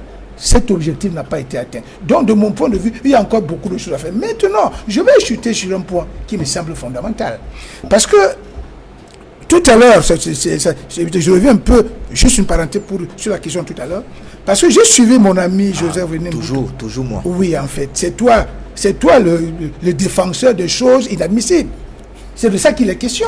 Il est aussi du MRC. Je ne suis pas du MRC, mais j'ai l'honnêteté de reconnaître que M. Joseph René Mboutouzé sur ce plateau s'impose comme un défenseur de choses inacceptables, inadmissibles dans une république. Parce que tout à l'heure, il a semblé vous dire que le ministre de l'administration territoriale, parce que c'est lui qui a nommé le chef, a également le pouvoir de destituer le chef. Je dis c'est une grosse incongruité. Peut-être vous le faites dans votre système, mais c'est une incongruité parce qu'en réalité, il faut que vous compreniez. Le pouvoir de nomination dont dispose le ministre en matière de désignation des chefs traditionnels est l'aboutissement d'un processus. Tout à fait. C'est les populations elles-mêmes, en général, et les notables de la chefferie en particulier, qui choisissent leur chef. Et le ministre et ils transmettent le dossier au ministre de l'administration territoriale. Homologation. Entériner. C'est de ça qu'il est question. Oui, donc le pouvoir de nomination dont on parle ici, c'est en fait un pouvoir d'entériner. Maître, qualifiez-moi un arrêté sur le plan du droit administratif. Un arrêté, c'est quoi? Non. Autant que je puisse. Un arrêté, c'est quoi? Je vous en prie, il a la parole. Vous allez réagir après. Il m'a interpellé. Vous allez réagir à la suite de ses propos. Jusqu'à preuve du contraire, je ne suis pas Oui, maître Simon Serge Kata. Autant que puis le savoir, je ne vous ai jamais interrompu. Non, Je pense que quand nous sommes ici sur un plateau sérieux comme celui-ci, il faut être dans une posture républicaine. Sérieux. Et la posture républicaine commande d'abord. Quand il parle à côté de vous, vous ne voulez pas qu'il vous interrompe parce qu'il vous complète. Ne me faites pas perdre le fil. Sérieux. Je suis en train de dire quelque chose de très. Parce que c'est ce que vous développez. Quand Maître Ndjéou parle à côté, vous dites pas qu'il vous interrompt. Parce qu'il vous complète, mais quand je parle, vous trouvez Est-ce qu'il n'en a pas le droit? À un moment, il parle aussi à vous. Est-ce qu'il n'en a pas le droit? Maître Simon Serge Kaka, vous avez la parole. Je vais revenir sur une disposition qui me semble fondamentale. Oui. Parce que vous êtes revenu sur cette disposition. Lorsque la loi de 77, article 10, dit que les missions des chefs traditionnels est de seconder, c'est le verbe qui est utilisé par la loi, de seconder les autorités administratives dans leur mission d'encadrement des populations. Que ça veut dire en d'autres termes? Faisons ce qu'on appelle une interprétation téléologique. Ça veut dire l'objectif recherché. On vous dit... Vous secondez. Seconder. Et quand vous secondez quelqu'un, vous devez aller contre lui. Vous devez aller contre la personne que vous secondez. Une chose. Première chose. Cela vous dit que l'autorité administrative ou alors le chef traditionnel est le relais de l'administration au niveau de sa chefferie. Le relais de... S'il vous plaît. Non, mais allons-y. Il faut que les Camerounais comprennent. Vous-même, vous dites le relais de l'administration. Mais ils ne vont pas comprendre si vous êtes en train de l'interrompre, je vous en prie. Maître Kaka, allez-y, je dis, il faut que les gens comprennent. C'est très important. Première chose, le chef traditionnel est le relais de l'administration. Ça veut dire qu'il porte les doléances de l'administration ou bien les instructions de l'administration. Il porte ça à la connaissance de ces populations. Voilà. En retour, il porte les doléances des populations, il porte à la connaissance des autorités. Pour lui, le mot relais ne peut pas aller dans les deux sens. Deuxième chose maintenant, cela veut dire que le chef traditionnel, qui est auxiliaire comme moi, avocat, parce qu'avocat que je suis, je porte les procédures à la connaissance du juge. Et quand le juge doit rendre la décision, j'ai le pouvoir de lui donner mon avis. C'est pour ça que dans les procès, on demande aux avocats de conclure ou de plaider. Plaider veut dire que l'avocat explique juridiquement, il porte les éléments techniques et juridiques du dossier à la connaissance du juge pour que le juge rende le droit dans les règles de l'art. C'est pratiquement la même chose. C'est-à-dire quand le chef traditionnel prend les doléances des populations, il les porte à la connaissance de l'administration. Il peut donner maintenant des avis et des suggestions pour que l'administration, qui a pour mission d'encadrer la population, fasse vraiment ce travail de manière intégrale. C'est pour vous dire ceci, et c'est par là que je vais chuter. Je n'ai pas la prétention de monopoliser la parole ici, mais retenez que le rôle de l'autorité administrative, de l'autorité traditionnelle, c'est d'abord de défendre les intérêts de ces populations, les porter à la connaissance de l'autorité administrative, porter les instructions et la volonté de l'administration, la porter à la connaissance des populations, et c'est pour cela qu'on l'appelle auxiliaire. Cela ne veut pas dire qu'il est un salarié. Le salaire qu'on lui donne, c'est même une grosse incongruité, parce qu'en réalité, c'est pour ça. Parce que dans la vision qui ressort de notre système de gouvernance, celui-là qui nous victimise depuis plus de 30 ans, ils considèrent les chefs traditionnels comme les collabos. C'est pour ça que pour essayer de les mettre pas, pour que ces chefs traditionnels n'aient jamais la capacité de leur faire des suggestions objectives sur les doléances des populations, qu'est-ce qu'ils font? On commence à leur donner des salaires. Sachant qu'à partir du moment où on te donne le salaire, tu es obligé d'être ce qu'on appelle un serviteur servile, ce qui est une grosse incongruité. Mais je dis, pour chuter, qu'en ce moment, je pense que une révision de cette loi s'impose. Oui, je passe sous le contrôle des juristes. Parce que cette loi, qui entraîne des postures totalement incongrues de certaines autorités administratives, parce que quand je vois un préfet qui écrit et dit n'importe quoi à un chef traditionnel, ça pose un problème. Cela veut simplement dire qu'il faut modifier cette loi pour recadrer le problème et surtout permettre aux chefs traditionnels de jouer pleinement leur rôle auprès de leur population. Au-delà de la loi sur les autorités traditionnelles, il y a des appels à une réforme constitutionnelle pour garantir une alternance politique et démocratique au Cameroun. Joseph René Mboutouzé, les différents analystes politiques qui font le constat de l'échec de la mise en œuvre des dispositions pertinentes de la Constitution du 18 janvier 1996 et que l'une de ses conséquences est cette crise anglophone que le Cameroun vit depuis 2016. Qu'en pensez-vous? Oui, c'est grec. Moi, de même, je vais d'abord rapidement revenir sur ce que Mekaka a dit. Moi, je suis fils de chef et plusieurs fois j'ai assisté des rencontres entre mon père qui était chef et l'autorité traditionnelle. Ça pouvait être le sous-préfet ou le préfet. Et effectivement, lorsque le chef prend la parole, c'est pour relayer les besoins des populations. Parce que l'administration doit garantir le bien-être des populations. Garantir le bien-être. Ça veut dire que lorsque l'autorité est là, l'autorité administrative est là, effectivement, j'ai assisté où le chef relaie dans les besoins. Nous avions besoin de points d'eau dans tel endroit, nous avons besoin d'écoles dans tel endroit. Voilà. C'est dans cette harmonie que le chef devrait travailler avec l'autorité administrative. Parce que le chef ne peut pas dire qu'il relaie les opinions contestataires d'une population, soit qui dit qu'il est de sa population. Si ce sont des opinions contestataires, là, le chef n'est plus dans son rôle. Et c'est pour ça que j'ai dit que c'est des points de vue subjectifs. Parce que, il n'a pas fait un référendum dans sa circonscription de commandement pour savoir si ce qu'il dit relève des besoins de la majorité des membres de sa communauté. Ça reste subjectif. Donc voilà, moi je voudrais élaguer à ce niveau. Et maintenant, pour revenir sur la Constitution, il me semble, et puis je voudrais le préciser pour que les gens le sachent, je ne suis pas avocat, je ne suis pas juriste, je suis manager. Donc voilà, donc moi je ne voudrais pas rentrer dans des combats de droit avec les avocats. Il faut que cela se comprenne bien. Mais dans la Constitution camerounaise de 1996, il n'a pas été donné un délai pour mettre les institutions en place. Et je crois qu'il y a une disposition qui dit, si je me rappelle bien, que les institutions vont se mettre progressivement en place.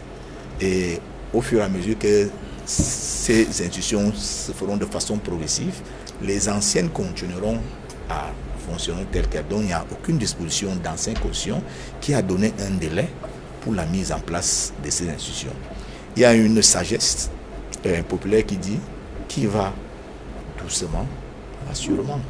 Vous voyez, on ne s'est pas précipité, on est allé progressivement. Nous avions eu la chance qu'il y a une grande partie des Camerounais qui ont été éclairés du fait que la limitation, par exemple, des mandats présidentiels qui avaient été concentrés en 1996 devait être un frein pour notre démocratie et notre développement.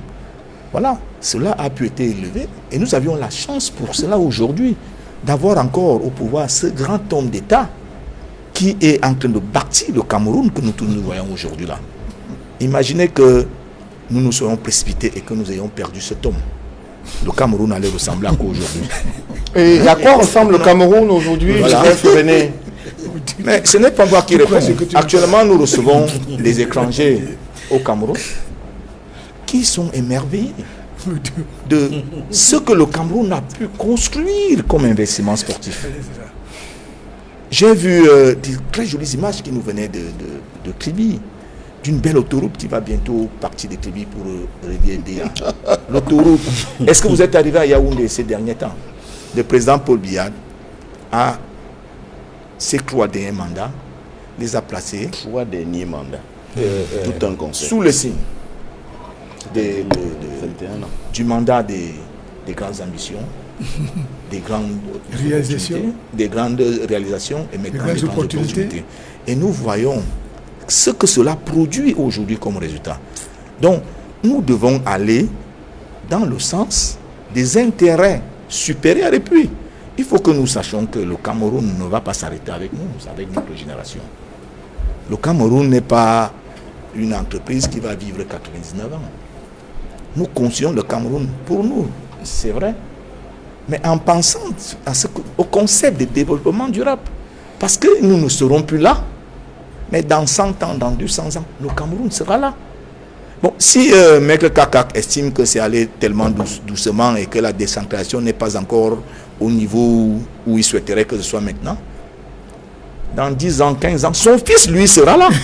Voilà, il pourra apprécier le travail qui aurait commencé à 96 et qu'à son niveau, sera déjà au niveau qu'ils s'en vont prendre les exemples ailleurs, aux États-Unis, en France. Vous savez que toute la démocratie, les lois qui sont dans les pays où vous partez toujours puiser là, des exemples là, c'est des choses qui ont été faites en 10 ans, 20 ans, 30 ans.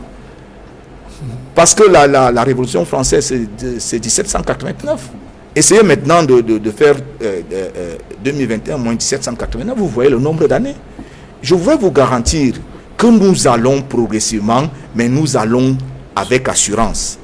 Et que le Cameroun, que nous allons léguer à nos enfants, à nos petits-enfants, on ne sera plus là, mais ça sera un Cameroun dont ils seront fiers. Prospère. Et ils penseront que tout ça a débuté à l'ère actuelle qui est l'ère du président Paul Biya. Donc, il n'y a pas eu de délai.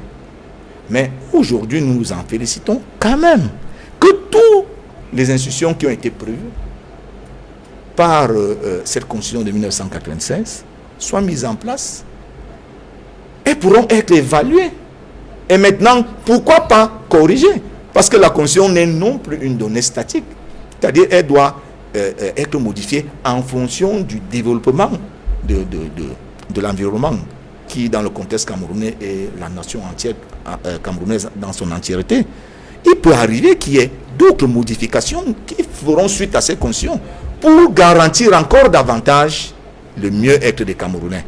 Moi, je voudrais véritablement féliciter le président de la République pour cette patience qu'il a de faire des choses de manière à ce que lorsqu'elles aboutissent, qu'elles deviennent de très grandes réussites. Alors, le Cameroun, sous le signe d'une grande réussite du président de la République, selon Joseph René Mboutouzé, est-ce que vous avez le même regard sur la situation sociopolitique du pays 25 ans après l'adoption de la Constitution du 18 janvier 1996? Je suis d'abord étonné que quelqu'un qui se présente comme un manager, et d'ailleurs, je crois savoir de management public, n'ait aucun cas de la performance. Parce que chaque fois qu'on navigue à vue et qu'on se donne la liberté de ne pas se fixer de délai, je ne crois pas que ce soit une bonne pratique de management.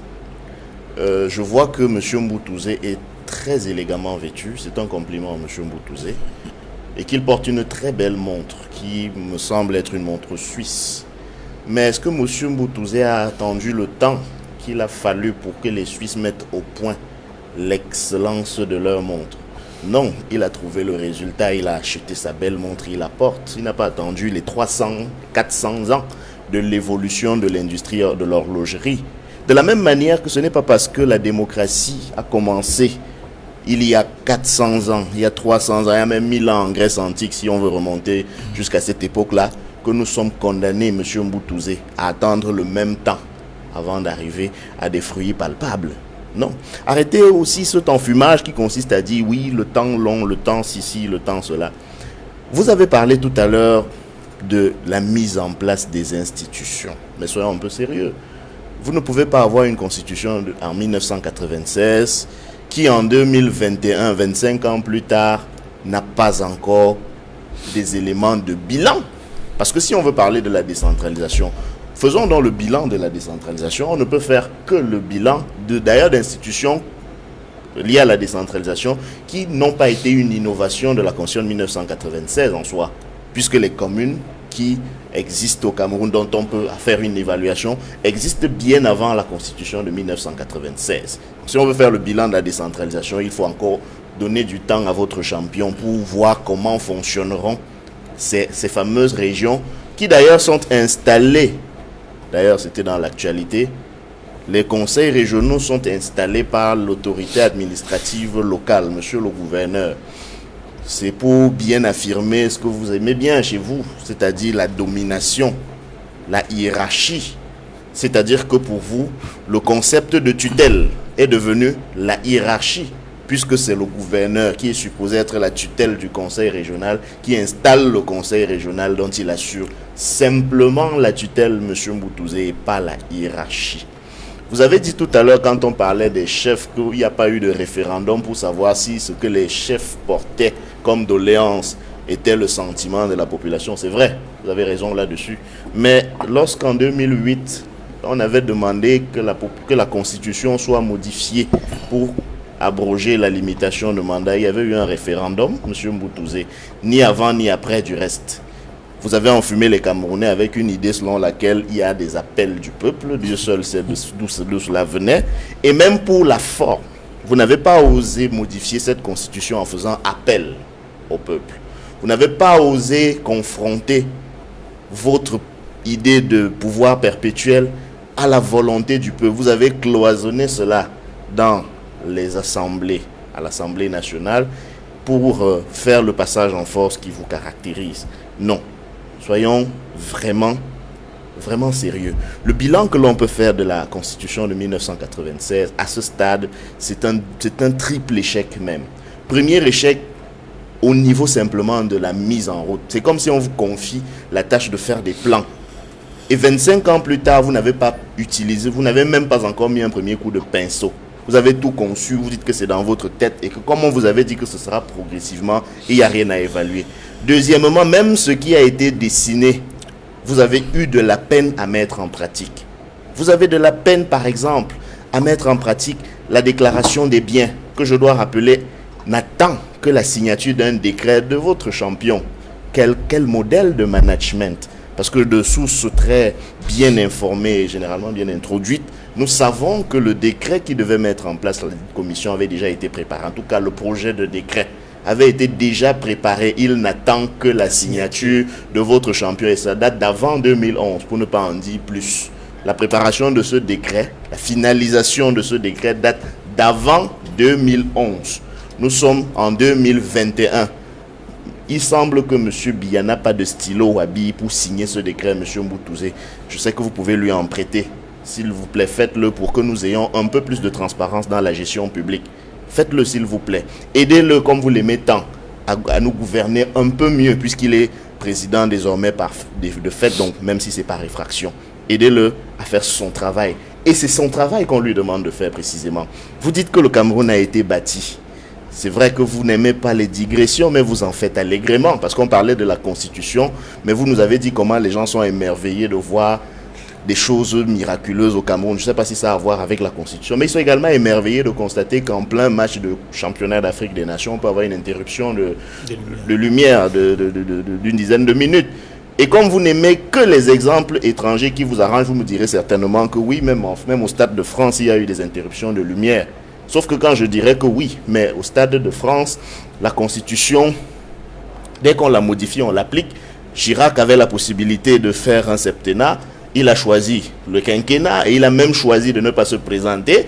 Donc voilà, alors qu'il en avait encore la possibilité, vous ne prendrez jamais ces exemples-là. Vous souhaiteriez plutôt que l'on dise oui, il a le droit d'être là éternellement. À cette allure, M. Mboutouzé, ce ne seront pas les enfants de M. Kakak, de Maître Kakak qui verront les résultats que vous annoncez en grande pompe. Ce seront peut-être ses arrière-petits-enfants.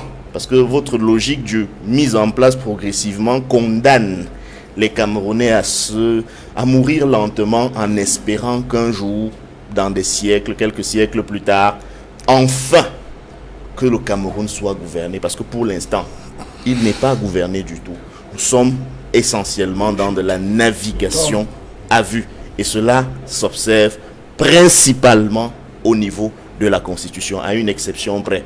Sauf chaque fois que vous voulez protéger votre pouvoir, vous convoquez toutes sortes de choses inacceptables pour l'essentiel, pour justifier l'injustifiable. Et dans ce contexte de crise multiforme, Edmond Kamgia, il y a dans la communauté internationale deux grandes puissances qui s'intéressent à la résolution de la crise dans les régions du nord-ouest et du sud-ouest. D'un côté, le nouveau secrétaire d'État américain, comme vous l'avez annoncé plusieurs fois sur ce plateau, a indiqué que la crise anglophone sera l'un des premiers sujets qu'il va traiter concernant la politique africaine des États-Unis. Et ensuite, le cardinal secrétaire d'État du Vatican annonce au Cameroun qu'il doit rencontrer le chef de l'État avant de se rendre à Bamenda pour parler de la crise anglophone. Lorsqu'on met ces deux événements ensemble, à quoi faut-il s'attendre dans les toutes prochaines semaines? Je voudrais dire quand même un mot sur la Constitution avant de répondre à votre question. Je voudrais tout simplement dire qu'aujourd'hui, 25 ans après, le Cameroun a besoin de réformer sa Constitution. Parce que non seulement on n'a pas pu l'appliquer comme cela se devait, mais il a été torturé avec l'intervention dans la modification constitutionnelle de 2008 qui a déverrouillé la limitation des mandats et donné la possibilité au président de la République de ne pas être jugé pour ses actes avant, pendant et après l'exercice de ses fonctions. C'est important de revoir ces dispositions-là dans le sens de plus de responsabilité du président de la République et dans le souci de limiter à nouveau le mandat dans l'espoir d'une possible alternance au pays, mais également la nécessité d'instaurer le système majoritaire à deux tours pour la présidentielle. Il y a beaucoup d'autres choses sur les réformes institutionnelles de la Constitution comme sur le système électoral sur lequel je pourrais revenir, mais on n'a pas beaucoup de temps. Je réponds directement à la question. Nous l'avions annoncé. Je commence par la réflexion ou l'information relative à celle concernant l'investiture le 20 janvier dernier du président Joe Biden. Nous avions dit depuis 3 semaines, depuis précisément 1 mois, et de façon régulière sur ce plateau, que lorsque l'administration démocrate nouvellement élue va prêter serment, notamment le président Joe Biden et sa vice-présidente, à partir du 20 janvier, un certain nombre de choses vont en découler en ce qui concerne la politique étrangère, la politique africaine des États-Unis, et que le Cameroun fera partie des priorités de l'administration Biden. Et effectivement, nos prédictions se sont avérées être justes, parce que le 20 janvier, lors de l'audition de confirmation d'Anthony Blinken, c'est-à-dire le nouveau secrétaire d'État, lorsqu'il répondait aux questions au Sénat relatives à ce qu'il entend faire en termes de priorité dans sa politique étrangère, il a fait partie, il a insisté sur 3 pays africains. Il a nommément cité l'Éthiopie, l'Ouganda et le Cameroun. Et quand il a cité le Cameroun, il a mis l'accent sur le fait qu'il y a des populations anglophones qui sont martyrisées, qui souffrent, qui vivent des situations de violence extrême, pour lesquelles l'administration américaine en fera un point d'honneur. Ça, c'est d'un.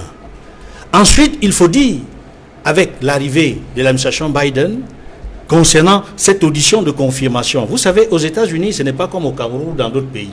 Lorsque vous êtes nommé par le président de la République, vos noms passent par des auditions au Sénat. On vous interroge. On voit si vous êtes capable d'assumer la mission pour laquelle le président vous a nommé. Si vous répondez positivement, si votre parcours académique et professionnel surtout convient à la mission qu'on vous assigne, le Sénat valide votre nomination et vous entrez en fonction. C'est ce qui va se passer pour le ministre des Affaires étrangères, le secrétaire d'État américain Anthony Blinken, sur le Cameroun, qui fait partie de ses priorités. Et nous l'avions déjà annoncé. Et cela montre que ici, à Equinox Télévision, et notamment à Droit de Réponse, quand nous faisons des analyses, ce sont des analyses basées sur un argumentaire avéré, solide. Et j'invite des confrères à suivre l'exemple des analyses sur ce plateau de Droit de Réponse. Maintenant, en ce qui concerne l'arrivée au Cameroun du secrétaire d'État du Vatican, le cardinal Pietro Parolin du Vatican, nous l'avions déjà dit sur ce plateau, pas plus tard que dimanche dernier, qu'il viendrait effectivement au Cameroun. Mais dans les premières informations qu'on avait reçues, de sources concordantes, c'est qu'il viendrait probablement d'ici la fin du mois de janvier, entre les 30 et le 31. Vu l'urgence, et je tiens à le préciser, vu l'urgence de la situation humanitaire dans les régions du nord-ouest et du sud-ouest, le Vatican a décidé d'anticiper au moins d'une semaine ou d'une dizaine de jours son arrivée au Cameroun. C'est la raison pour laquelle il sera probablement là ce dimanche pour que dans la semaine qui suit, il rencontre les autorités officielles et qu'il puisse arriver à Bamenda, qui est l'un des points forts de sa mission. D'abord, sur le plan ecclésial, pour donner le pallium, n'est-ce pas, à l'archevêque de Bamenda, mais aussi rencontrer le président de la conférence épiscopale nationale du Cameroun, mais également les évêques de la province ecclésiastique de Bamenda, c'est-à-dire la province ecclésiastique, c'est quoi? C'est-à-dire, la province ecclésiastique, c'est une province, c'est-à-dire que c'est une institution qui rassemble l'ensemble des diocèses d'une région. Et dans le cas d'espèce, c'est la province ecclésiastique de Bamenda, où il va donc rencontrer tous les évêques qui sont à la tête des diocèses des régions du nord-ouest et du sud-ouest. Donc, à travers cette mission-là qui est annoncée, nous le disions déjà la dernière fois que cela augure des perspectives d'une médiation possible de l'Église catholique sur la crise anglophone. Et quand vous posez la question de savoir que d'un côté, il y a ce qu'on a vu venir par la diplomatie américaine, par l'administration qui s'est installée vis-à-vis de la situation dans le nord et le sud-ouest, et, comme je le disais tantôt, l'arrivée annoncée, n'est-ce pas, du secrétaire d'État du Vatican, cela montre que ces deux pays, l'État du Vatican et les États-Unis, sont préoccupés par la situation de crise que nous vivons dans le nord et le sud-ouest. Mais également, je dois l'ajouter, la crise politique aussi, parce qu'il y a un lien entre la crise politique et la crise anglophone, je le disais d'ailleurs la dernière fois. Merci, messieurs. C'est la fin de cette émission.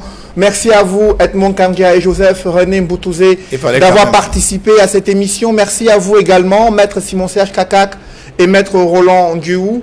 Mesdames, messieurs, c'est la fin de cette émission. Merci d'avoir suivi et merci de rester sur Equinox en télévision.